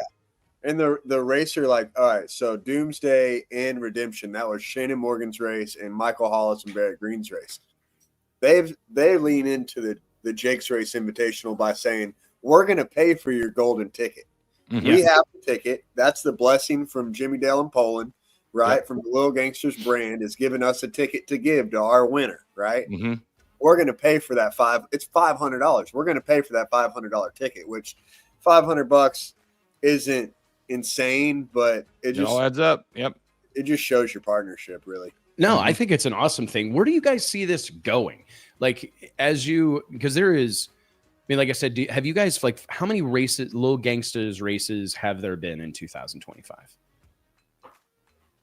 A lot. I have to look at the spreadsheet, but I think we're 26 or 27. It's up there. And I mean, we're right now, the last I looked, because I've been keeping up with all the payouts and everything as well. I want to say it was like 27, and we paid out $320K so far this year. That's pretty amazing. It's cool. It's weird to me that, like, when we started the Little Gangster deal, the main goal was like, let's just make YouTube videos, figure out how to make an income making YouTube videos. And if we can do that, then everything will be great. You know, if we can just make this small amount of money a week, then we can race sometimes and we can do this, do that. And then in doing so, we create this class. The class is hot from day one. We've literally never had a rule change. You know, we've never changed rules one time for the class. And that means that we nailed it the first time. It's insanely easy to tech. So you can run through 60 cars without having to beat yourself up, you know, putting them on scales and et cetera. And there's not to say that we haven't had long conversations with John Sears, because behind the two guys you got at the bottom of your screen is you got your Wes Buck and your John Sears and your Vic and all these guys who have been great mentors for us and pushing our brand out there. And I think this year we did all the speed promotion races. We did 4 of them. We have 1 more to do with them. I don't know where we end up going next year, to answer your question, Wes. I'm not really sure. We've had long conversations about doing a point series, but I keep circling back to the point series is just not in the spirit of my class. In our class, that's not really. It's the grassroots racers. And that the grassroots racers aren't going to be able to drive from here to Florida and here to Kentucky and here to this place and here to North Carolina. Like that is a luxury. It's not. I mean, it's very costly to do. We just spent 7 weeks on the road or whatever. Like that, it gets expensive like really fast. And like Jimmy said, I don't think that caters to our group of guys, our blue collar guys, this or that. And I think I'll speak for both of us on this. We really, both of us in life, just go with the flow. We just, whatever happens, happens. We're not going to force anything. We're not trying to push this or push that. Like if it's not organic, we don't really care. Like I'm not saying that we don't care, but it needs to be organic. We're not going to push anything. So it just as the snowball continues to roll downhill, keep that momentum and stay the course. I think that like one of my favorite rules that I ever read, I remember reading the rules for the World Street Nationals at Orlando Speed World Dragway in the early 2000s. I think I went to that event for the first time in 2002 or 3. And I remember reading their rules just to like familiarize myself with it on their website. And they had a rule that they attached to everything. And it said, if we like reserve the right to make any decision that we feel necessary to keep the class in the spirit of the rules, like to keep it in the spirit of what we're doing. And I think that those are like really powerful words, because that's exactly what you're talking about. Like, I think common sense or like traditional thinking would be like, how quick can we turn this into a national touring series? How quick can we turn this into a points deal? How quick can we get a title right sponsor and have 27 races, blah, blah, blah. That's like the nature of racers, right? We always just want to keep on, step a little further, a little bit further. We're envelope pushers by nature. And I think that it just says a lot about your guys' passion for what you're doing and your desire to keep it successful, that you're willing to say, that's not really in the spirit of what we do. Like, yeah, it makes sense. And maybe it could be successful, but it would kind of fly in the face of who this is for. Right. I think that we did a micro series last year with BTR, and it was just a 2-race deal, but it was 1 week apart. Right. So folks could come down, race the 1 week, and then race the following week. So like, if you're going to take a vacation, vacation of time off of work or whatever, you're only asking for 7 days. And if you're really about it, like, you can leave your rig there, fly home, work all week, fly back to the track, drive it to the next track, And I do think long-term it's possible to do points at Winter Series is a good example. It's the same track. A lot of these guys probably find a place to leave their rigs. They can fly home for the month, fly back out, race the next series, you know what I mean? But it's a lot of work to figure out the point situation too. We did it in a race deal, and it was a full-time job. So Well, and it's like we called and had the conversation with you, Wes, about, do we do this on a bigger scale from the mini deal we were doing to a larger scale? And we said it on the phone call. Like, I feel like sometimes point series is where events go to die. Like, we've seen it time and time again that they do these big point series, they do this, and those guys can't travel around and make all those races, so it all just kind of falls down. And we've seen it firsthand with the Ohio and Kentucky deal. It was back to back. Well, there was only 2 or 3 guys that made both races back to back, which, I mean, they're right down the road from each other. But we saw a whole different group of cars from Ohio to Kentucky. It wasn't those same core guys. So, I mean, even being a week apart. John Solly won. John Solly won night 2 at the first event. So he was like number 2. I think he was number 2 in points going into the next weekend's race, and he could not get off of work. Like, his boss told him, he called in and put in vacation, and John actually called me and said, my boss told me he knows I'm trying to go to Kentucky. They can't afford to have me off, and if I go, I will be fired. So he couldn't make the race. And those You're looking for a job when you found that one. I'd roll on that.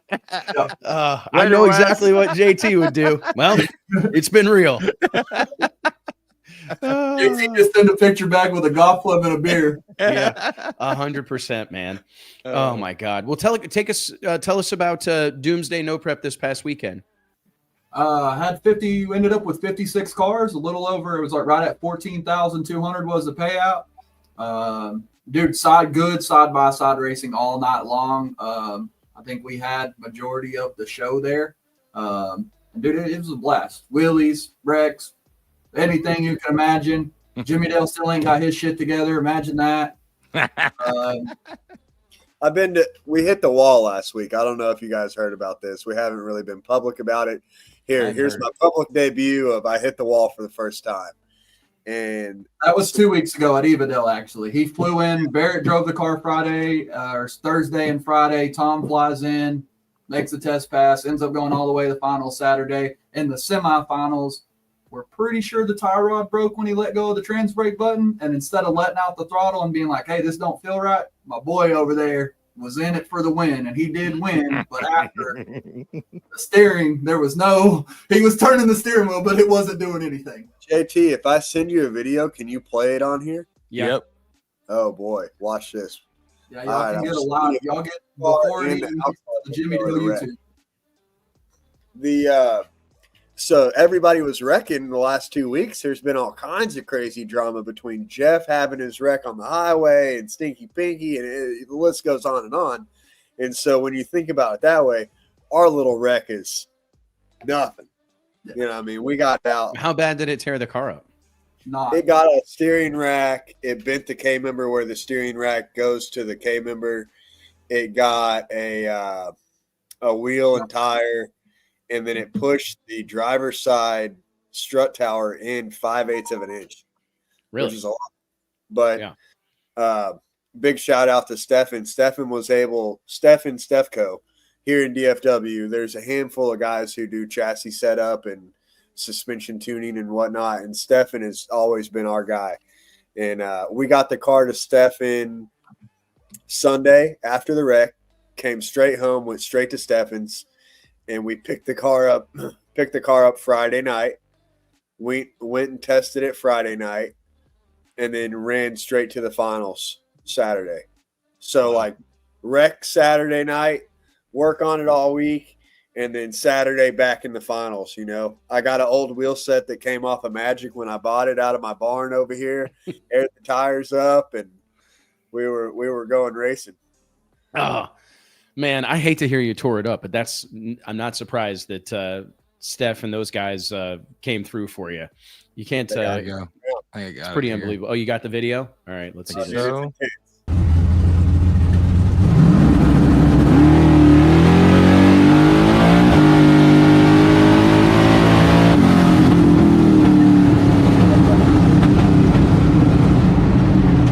No steering.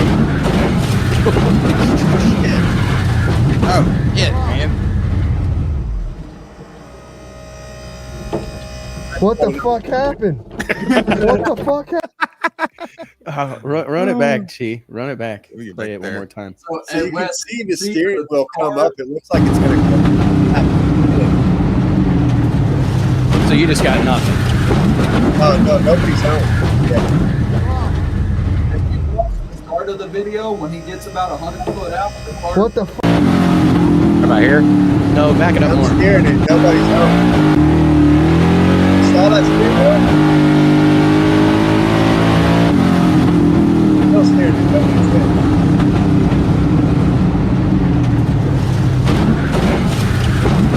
Man.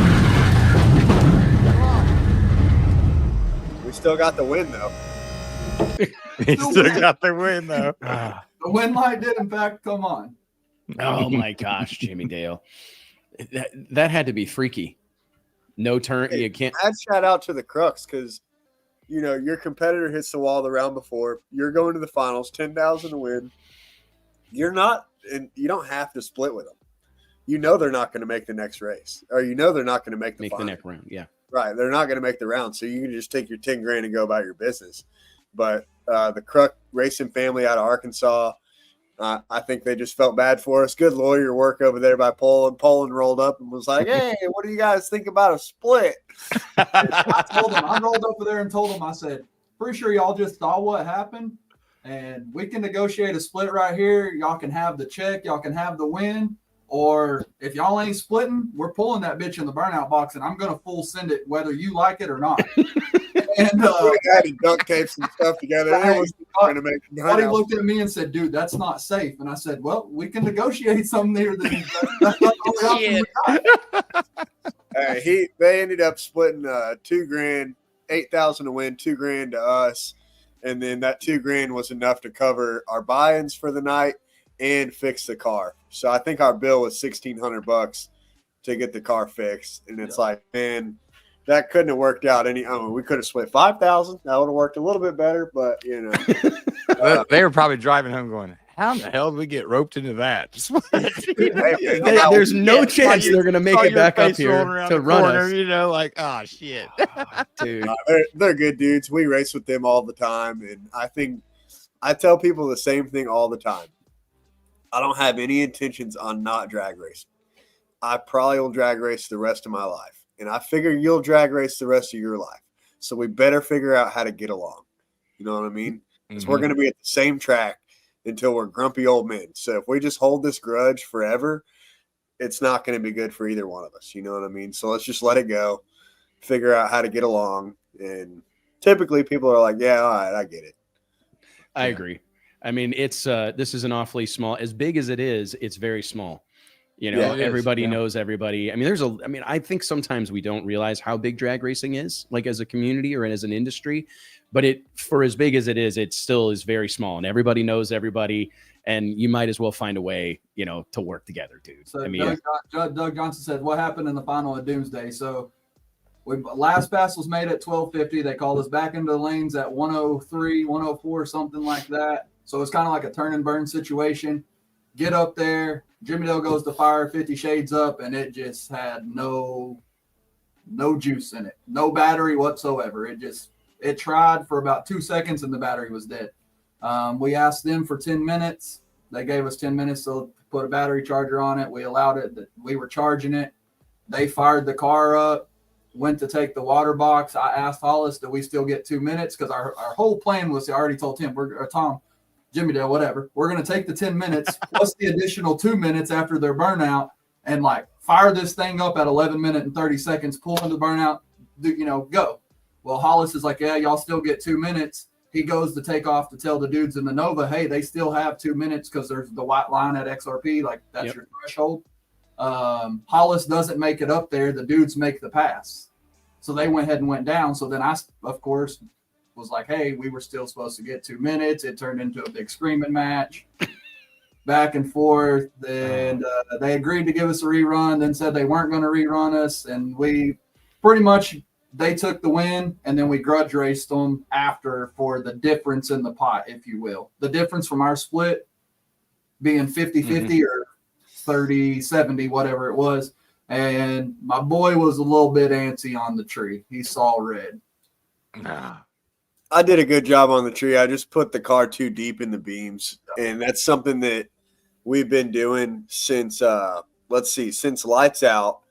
We're at Lights Out. You know, you're racing this radial prep track. Like, you're going as fast as you possibly can. And I could not get this damn car to go faster than 050 on the tree. And I'm like, dude, I know I can drive a race car. You know, Wes, you know I would be giving you a hard time about 050. I'm like, bro, 050 is not going to cut it. And every pass, it was 050, 060, 050, 060. I'm like, what the heck is wrong with this thing? And we just now figured out what had been wrong with it all year. Is it had a 390 or 389 rear gear in it, and it's got a real low first gear, right? So your starting line ratio is real low. It makes it slower for the car to react off the hit, unless you're smacking it really hard with a bunch of nitrous to get it to 60 foot. Well, in little gangster trim, for example, we don't 60 foot hard. We just want to go A to B, and then we'll run out the back at 100. Yeah, you can like see it in that video, right? Yeah, like how soft the car is off the starting line. Off the starting line, right.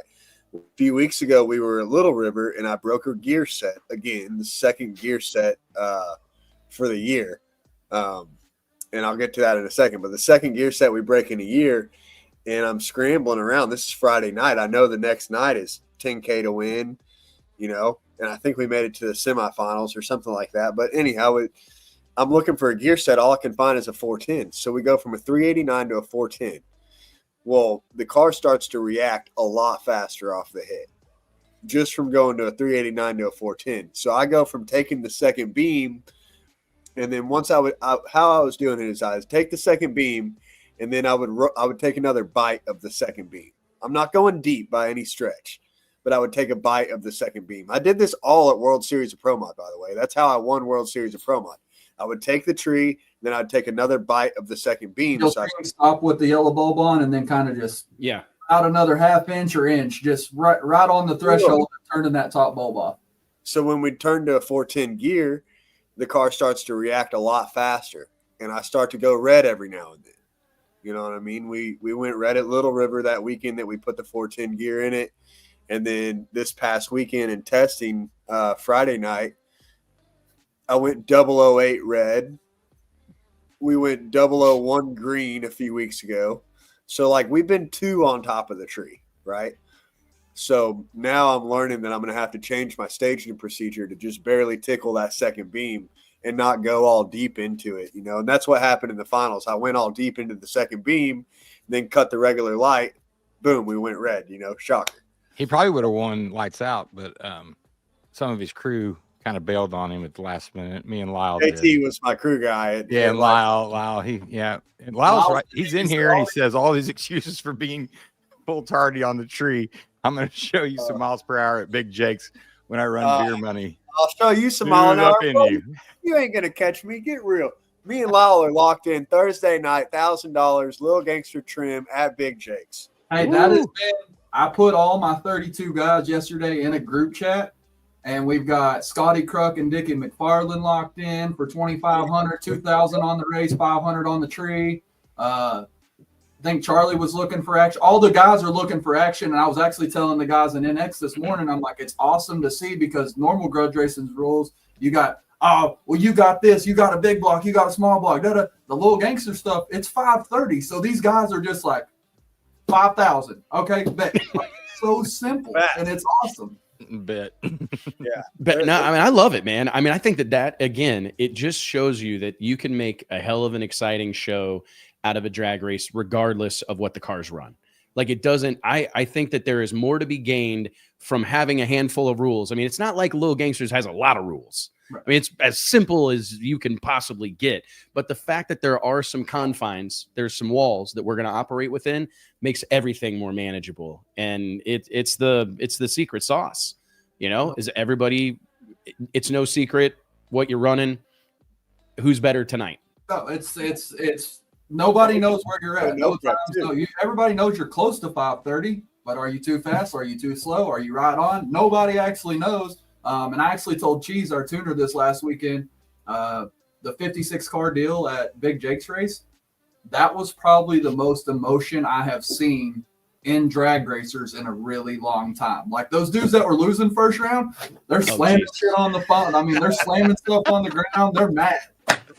Oh, Jesus. You talking about how you going to be slamming stuff on the ground and be mad with y'all's ass in Texas? You ain't got it in you. Come on, man. Hey, how many runner-ups you got this year? Because you fixing to have another one come. Ooh. I got a few. Hey, Poland, we can't talk. We just went running up back-to-back weekends, bro. We don't have no room to talk about running up. Fair enough. I did my job. My driver didn't do his. Well, that's typical. Typical of the guy up top. Lyle, what are you doing? I'm beadlocking the world, man. Waiting on my wife to have a new baby. Oh my goodness, man. Is she due today? Nah, she's doing like she's due September 8th, which is the last day of Jake's race. But we went to the doctor yesterday, and she's 2 centimeters and thin, so I suspect we'll have a baby in the next week. Well, that's exciting. My goodness, you guys are stacking them like firewood. He's over there trying to get you to push harder so it happens you with got Jake's. Do I? I say you're over there trying to convince her to push harder so it comes before Jake's race. Listen, there's something that can't be said on the internet that helps speed along the production of a baby process, and I'm in there. I was going to say, Kyle's whole Google search is how to make a baby come faster. How do I get this baby out? Like, Set on the washer. Do you got any action lined up? I mean, I know the beer money versus 50 Shades of Brown will be obviously a headline ordeal, but how's things looking with Elvira? I got to tell you, man, I was 1,000 miles away from you in Kansas City, Missouri over the weekend, and I had people telling me about Elvira. Did you feel the breeze come by? Because I'll tell you one thing, that is the baddest car on 275s on planet Earth.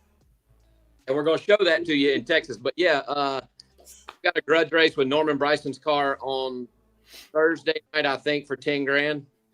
I'm not sure if Jeff Miller or Marcus is driving that thing, but I'm contemplating betting $1,000 on the clear because I think it's going to be that bad. And look, I'm not a grudge racer. I grew up in grudge country, but I don't consider myself a grudge racer. But when we won Rockingham, the air corrected like 108, almost 109, and there was 135 grains of water in the air. And I still don't think anybody's been faster than that car on a 270. I believe that with whole heart. So some good air, half the water grains, and hey, if you're not a grudge racer, tell us how fast you went. Look, man. I don't know. I don't know. He knows the rules. He knows the rules. I can tell you what, man, there were people, like I said, the fact that I'm a world away from you and people were talking about it. Like, I saw a time slip from that Elvira. I saw a time slip. And I'm like, I have a fairly good feeling you haven't seen shit. You know what I mean? Right. You ain't seen a time slip, but clearly. I've only seen a time slip held by somebody else. Like, I haven't held my own time slip, and I don't want to. I know how this stuff works. And as long as what it went, I'm good with that. But it's really incredible, man, what these things, how fast we're able to go. And I actually talked to the Preston brothers last week and a half ago. And I'm worried, literally, I'm worried about the tire itself. How fast can we go before the tire starts becoming a limiting factor? Not because the tire can't take the early numbers. I'm talking about how fast we run them through the middle. And you got the Preston brothers apparently are running well over 220 an hour. Can that tire do that? And I know there's been quarter mile runs on this tire that have been faster than that. But the rate at which that tire is accelerating through the middle of the racetrack on these outlaw mile deals are, I mean, it's unheard of. And we've already with Elvira, you know, like, and we've got pictures of that. Like they look like a top fuel tire. There's chunks missing, you know, and like, at what point are we going too fast? Making somebody have to re-engineer something, you know? Well, it's already completely insane. I mean, I remember the 315 radial. Like, when are we gonna reach the end? Well, we never did, and then we just went to a smaller one. And it's like, which I still struggle to wrap my head around. For a 275 radial, Al, do you think we're at the max on a 25 slick on the other side of this, on the no prep side of things? No, I don't think so. As far as like the tire being a problem, I don't think. I just don't think that you're capable of going fast. I don't think. I could be completely wrong. I know how fast we've been on 28 on a true slick. I know how fast some others have been, and I don't think they're there yet. But this radial, man, like, it's you know, they're super lightweight. Like the Preston brothers car easily makes over 6 horsepower, you know, which is ridiculous. How much? You cut out there a little bit. I said the Preston brothers their car's making over 6,000 horsepower if it's got twin 110s on it. You know what I mean? Some bitch. And we're 128 over at least screw blown deal. I mean, that thing makes north of 5,000, right? I mean, it's like, I don't know, man. But to answer your question, Paul, and I think you could put that tire on the cars we've got now, and I don't think you could get it in trouble. I just don't think the tire can. As far as going fast enough to hurt the tire itself, I think you'll knock it off before it becomes. It worries the shit out of me. I mean, like, obviously the tire's good, and Manny Bajinga's been fast on it in the quarter mile. He ran 570 something, didn't he, at World Cup a few years ago? Yeah, something like that. You know, but yeah, I bet at the top end of a run, Preston's car, you can't hold your hand to, you know. We're gonna have to let Lyle go. I can only hear every other word. Yeah. Something's wrong. I can only hear a couple of words. Hear that? Because you were saying some real smart shit there. It felt like. I felt like we were getting some knowledge. We were getting some knowledge there, but he's cutting in and out. Barrett Green thinks you have Cricket Mobile. I mean, I might. Well, there he is. It's better now. I'll be able to afford some Verizon Plus whenever I get done with Jimmy Dale here in a couple of weeks. You should be able to by then.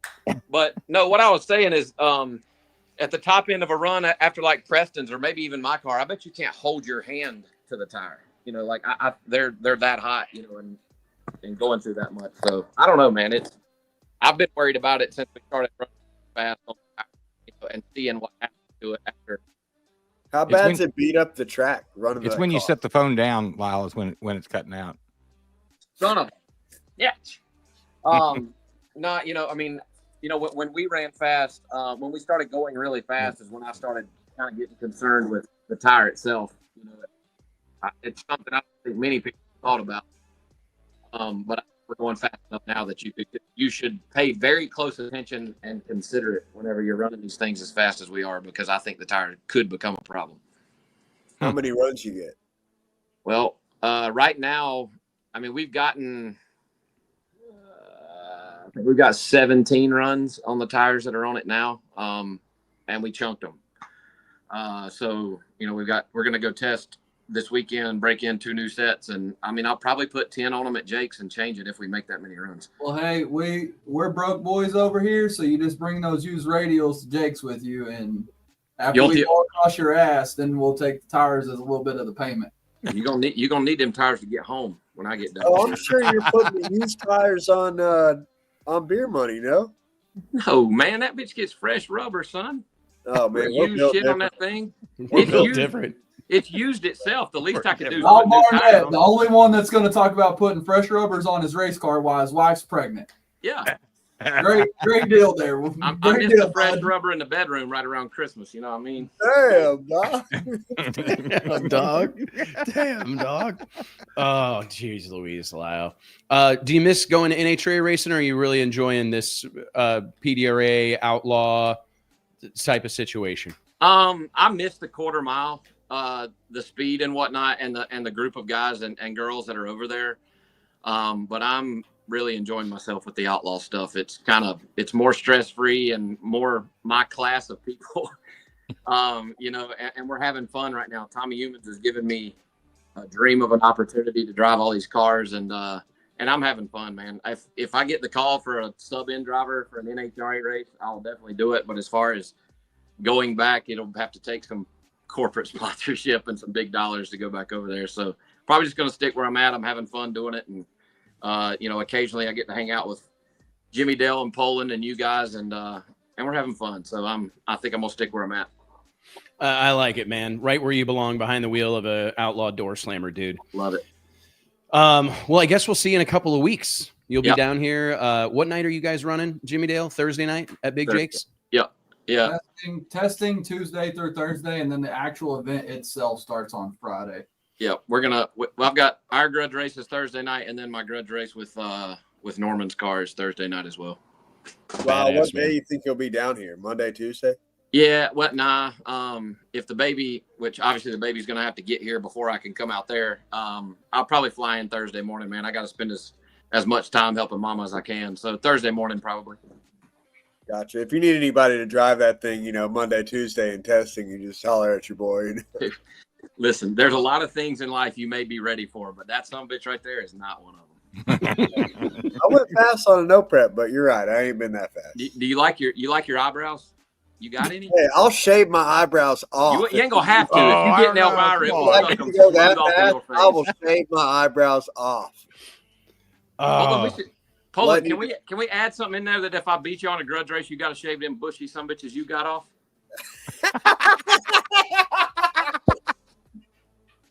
I mean, if you want my eyebrows, are you going to shave your beard?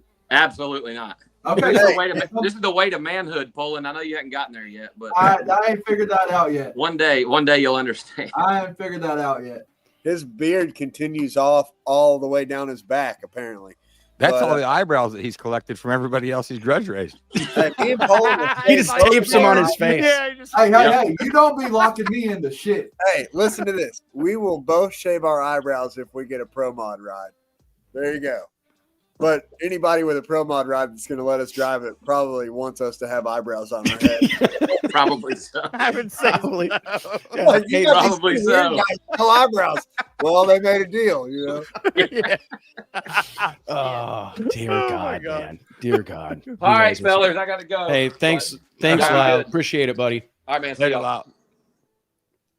Well, I'm looking forward to that, man. I think Lyle has more fun racing the little gangster stuff than he will ever admit. Like I think so.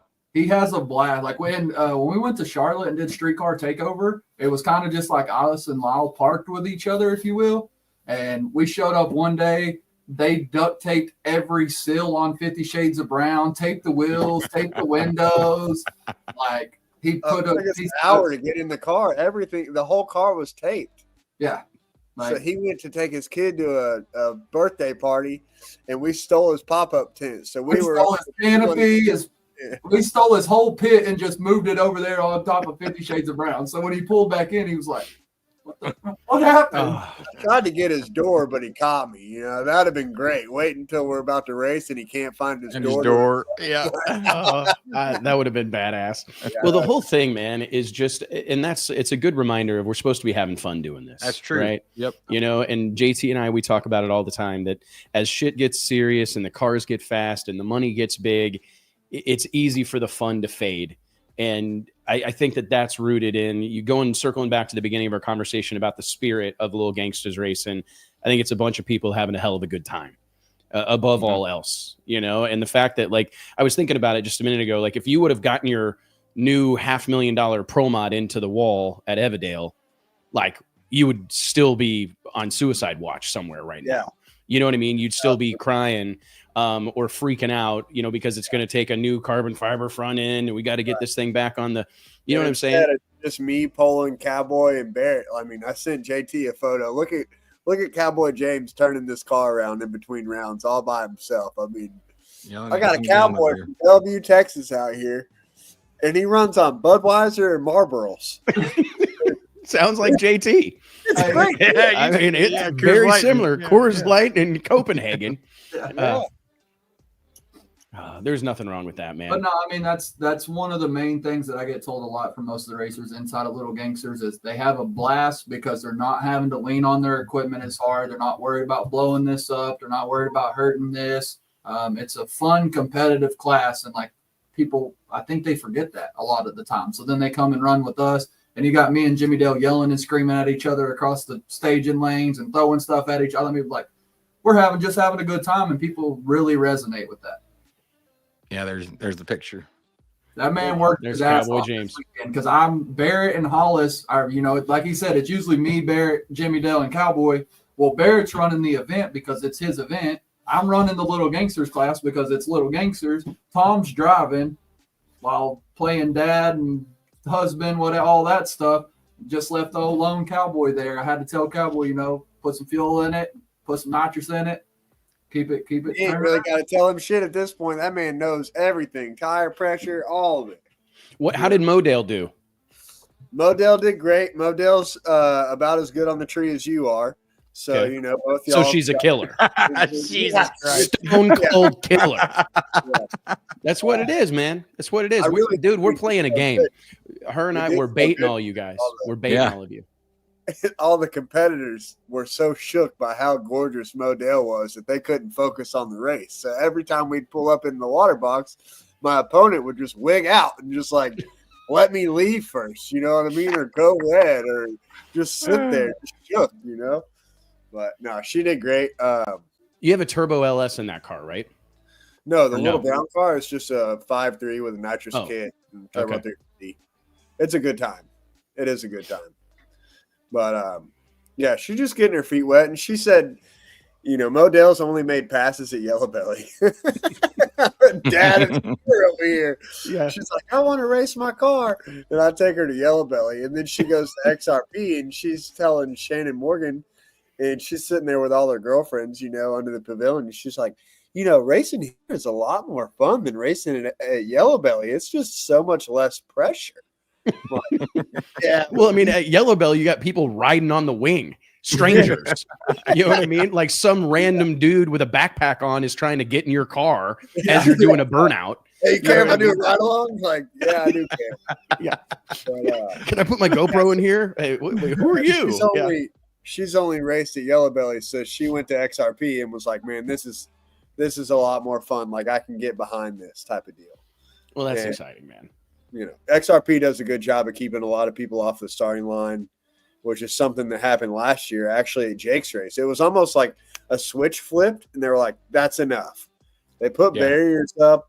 They said crew guys only, and it's been like that since. So And from what I understand, at Jake's race last year, they got a call from the insurance company, and the insurance company told them we will pull our policy right at this exact moment that we're talking unless it's handled. And they shut down everything, pulled everybody off start line, put barricades up, brought security in, yada yada yada. Which You can't blame the insurance company and the They track. took- You know, I we mean, were off this weekend. spectator, though, but really it actually made it more fun because all the spectators got pushed to the side of the track where they're supposed to be. And then You can't see shit everybody back there on the starting line anyway. I mean, like, Yeah. I mean, really, you know, unless you're right up Well, on the very front. we can because my best friend's in a wheelchair, so we just push the wheelchair down in the front and go, watch out, hey, you can't see. They let him up in the front, and I'm just like, yeah, it's my boy right here. I'm his handler. You know what I mean? Front row only. Yep. That is the only time that man claims me is when it's beneficial to him. He's like, hey, this is my homie He picks you up right on the way to Walmart so he can go Hey, so he can get a good parking spot. They have been trying to talk me for a solid year to go to Disney on their family vacation because all their families get together and they go to Disney. Well, I don't have any kids. I'm good on all that. I'm perfectly fine. I don't want to be around a bunch of Brother Ryan Poland. Yeah, and no, Jimmy Dale's like, no, we just need you so we can get first in line, so we can skip the line. That's all you're there for. That's all you're there for. We said we'll pay for his trip if he'll show up so we can skip the lines. It's a good strategy, dude. Just let him borrow a wheelchair. Yeah, there you go. I promise you it'd be cheaper than paying for a VIP tour or something.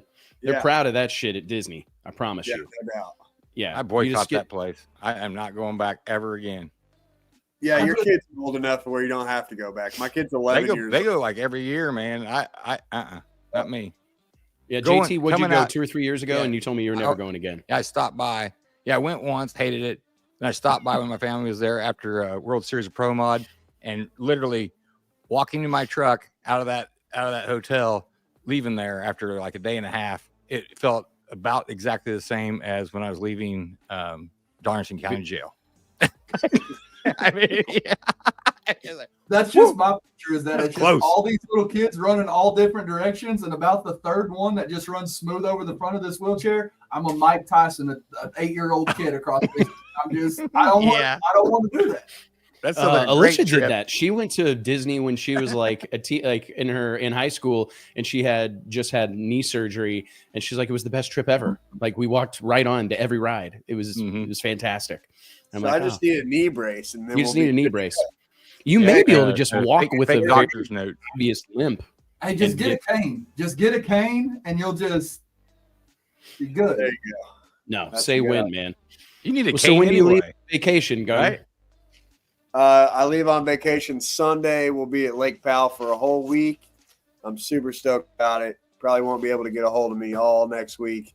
And then I come back, and it's Jake's race. Like, I come back, I'll be back Sunday, and Tuesday is Jake's race. Like, Monday is Jake's race because we'll be parking. You know what I mean? But Tuesday we'll be making test passes, and then it's on. And how far is Magic from done? At first, I was like really pushing to get Magic done as fast as possible because we had No Mercy coming up. But then I started to kind of let off the gas a little bit on Magic because the goal is to have Magic done by US Street. The goal is not to have Magic done by No Mercy. I don't want to show up to No Mercy, make passes on the car. I mean, it's an aluminum rod, big block deal. It's only got so many passes on it before I have to refreshen it. And I'm not trying to beat on it at the end of a season when I'm chasing a point series, right? So really the goal for Magic is to be done sometime November, December, and then be well tested before US Street because like I know I say it all the time, but boys, the goal is not to just win the championship. The goal is for them to be like, this guy's not allowed back. I want to win the championship so bad. Like every single race. I want to win every single race for the whole year where they're just like, no big block nitrous combos allowed. You know what I mean? Something like that. I want to make that big of a statement just because we've talked about it in the past, but I really want to race. I want to race a championship, right? Like I've raced so many no preps and so many everything all over the country. And I do it every weekend. We're racing this, that, or the other, but I'm not racing a championship. Like I want something I can hold and be like, no, I got the baddest limited 235 car on the planet, period. Like Lyle's saying he's got the baddest 275 no time car. If he comes and wins Jake's race, when he comes and wins Jake's race, he will be able to say, without a doubt, this is the baddest one, period. Who do you think is the biggest competition for that title right now? Manny Majinga, There's some very Justin big- Swanstrom, Justin Jimmy Taylor. JSR, Jimmy Taylor. Jimmy Taylor, Russell Stone, Manny Bajinga, Michael Hawes. Don't sleep on Ryan McCain and Michael Hawes and them with the LV car. I think Michael Hawes has had some rough patches this year, but he made the finals. They came out last year with Marquise driving the car at Jake's race. First race out, he went to the finals, had parts failure, couldn't make the call. Went all the way to the finals at Bodie's race in Kentucky a month or so back, whatever that was for the 100K. Made it all the way to the finals, broke the gear drive or something, and couldn't make the call. So the car has been competitive. Me and Barrett were joking with Michael Hawes, like, hey, all you need is to go 6 rounds because that 7th one is bit you in the ass twice. Like, we just need 6. Yeah, how about one less test pass? Let's just save it for just one less test pass on that deal. But like, I mean, that car is fast. You can't sleep on any of Norman Bryson stuff. Like all those cars are fast. Yeah, it's going to be fun, man. I'm looking forward to it. Will it be the same kind of cast of characters at Swan Fest that we see? I believe so, because 2026, Jake and Justin have partnered up to do the whole point series for that deal, and I think you will see a lot of the crossover there. Like this will be the one since this will be the first race since they made that announcement and everything. So I think you will see some of it start to cross over to prepare it's for the same thing as like me running Little Gangsters, right? We run Little Gangsters. Sure, we own Little Gangsters, but we run Little Gangsters. So when we say, hey, let's go race over here, all the guys that we race with on a weekly basis are like, hey, let's go. You know what I mean? Yeah. We race with these guys all the time. And I think Swanstrom is one of the guys in the 275 no time, arena. And I think they look at each other and they go, okay, that's where we're going. Let's go. You know what I mean? Yeah. If it was somebody from the outside coming in saying, hey, this is what we're going to do, but they don't really run that stuff, I think it makes it harder, Yeah, agreed. I'm excited to see.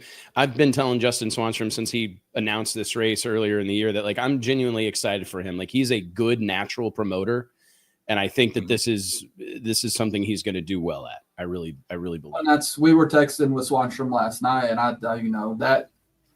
we were talking about Little Gangsters at Swanfest or whatnot, and I think that part of the country is dying to have a Little Gangsters event like that.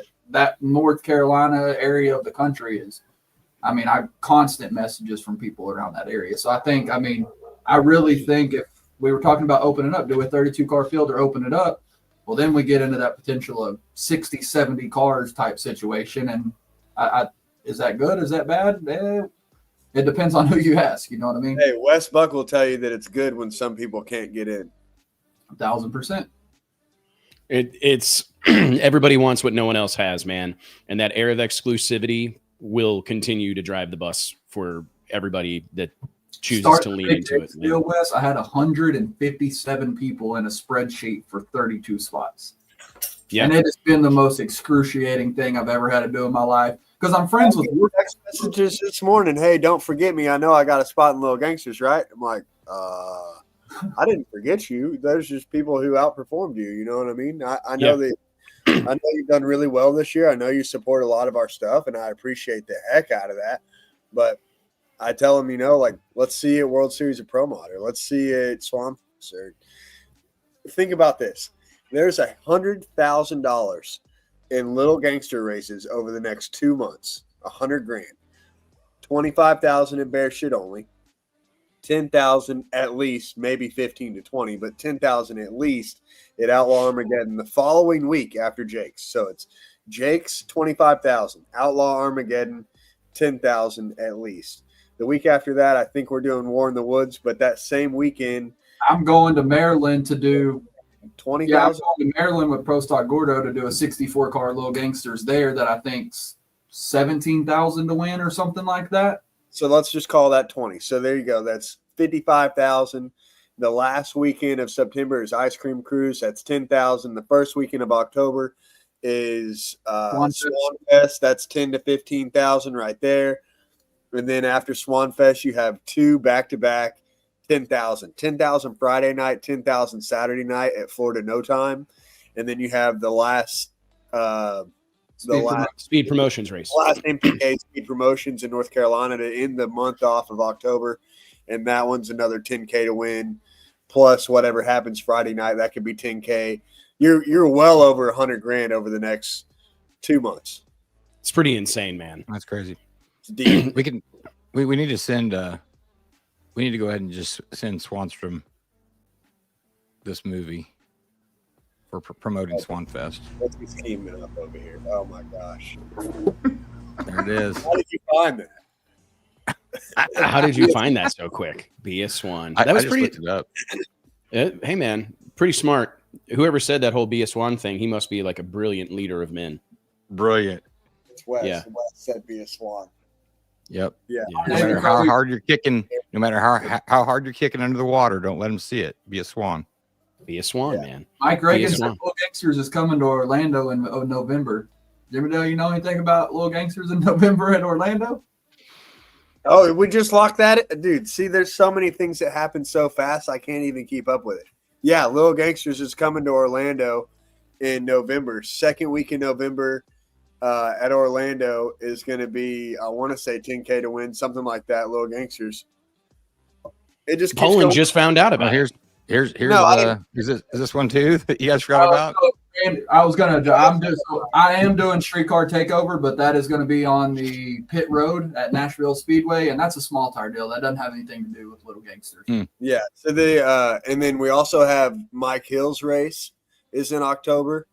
Yep. Is it October? It's at the end of October, something like that. November 6th. Damn, you boys are busy. Can't even keep up. No, Can't dude. keep up. Shit, Poland's finding out about races in the chat.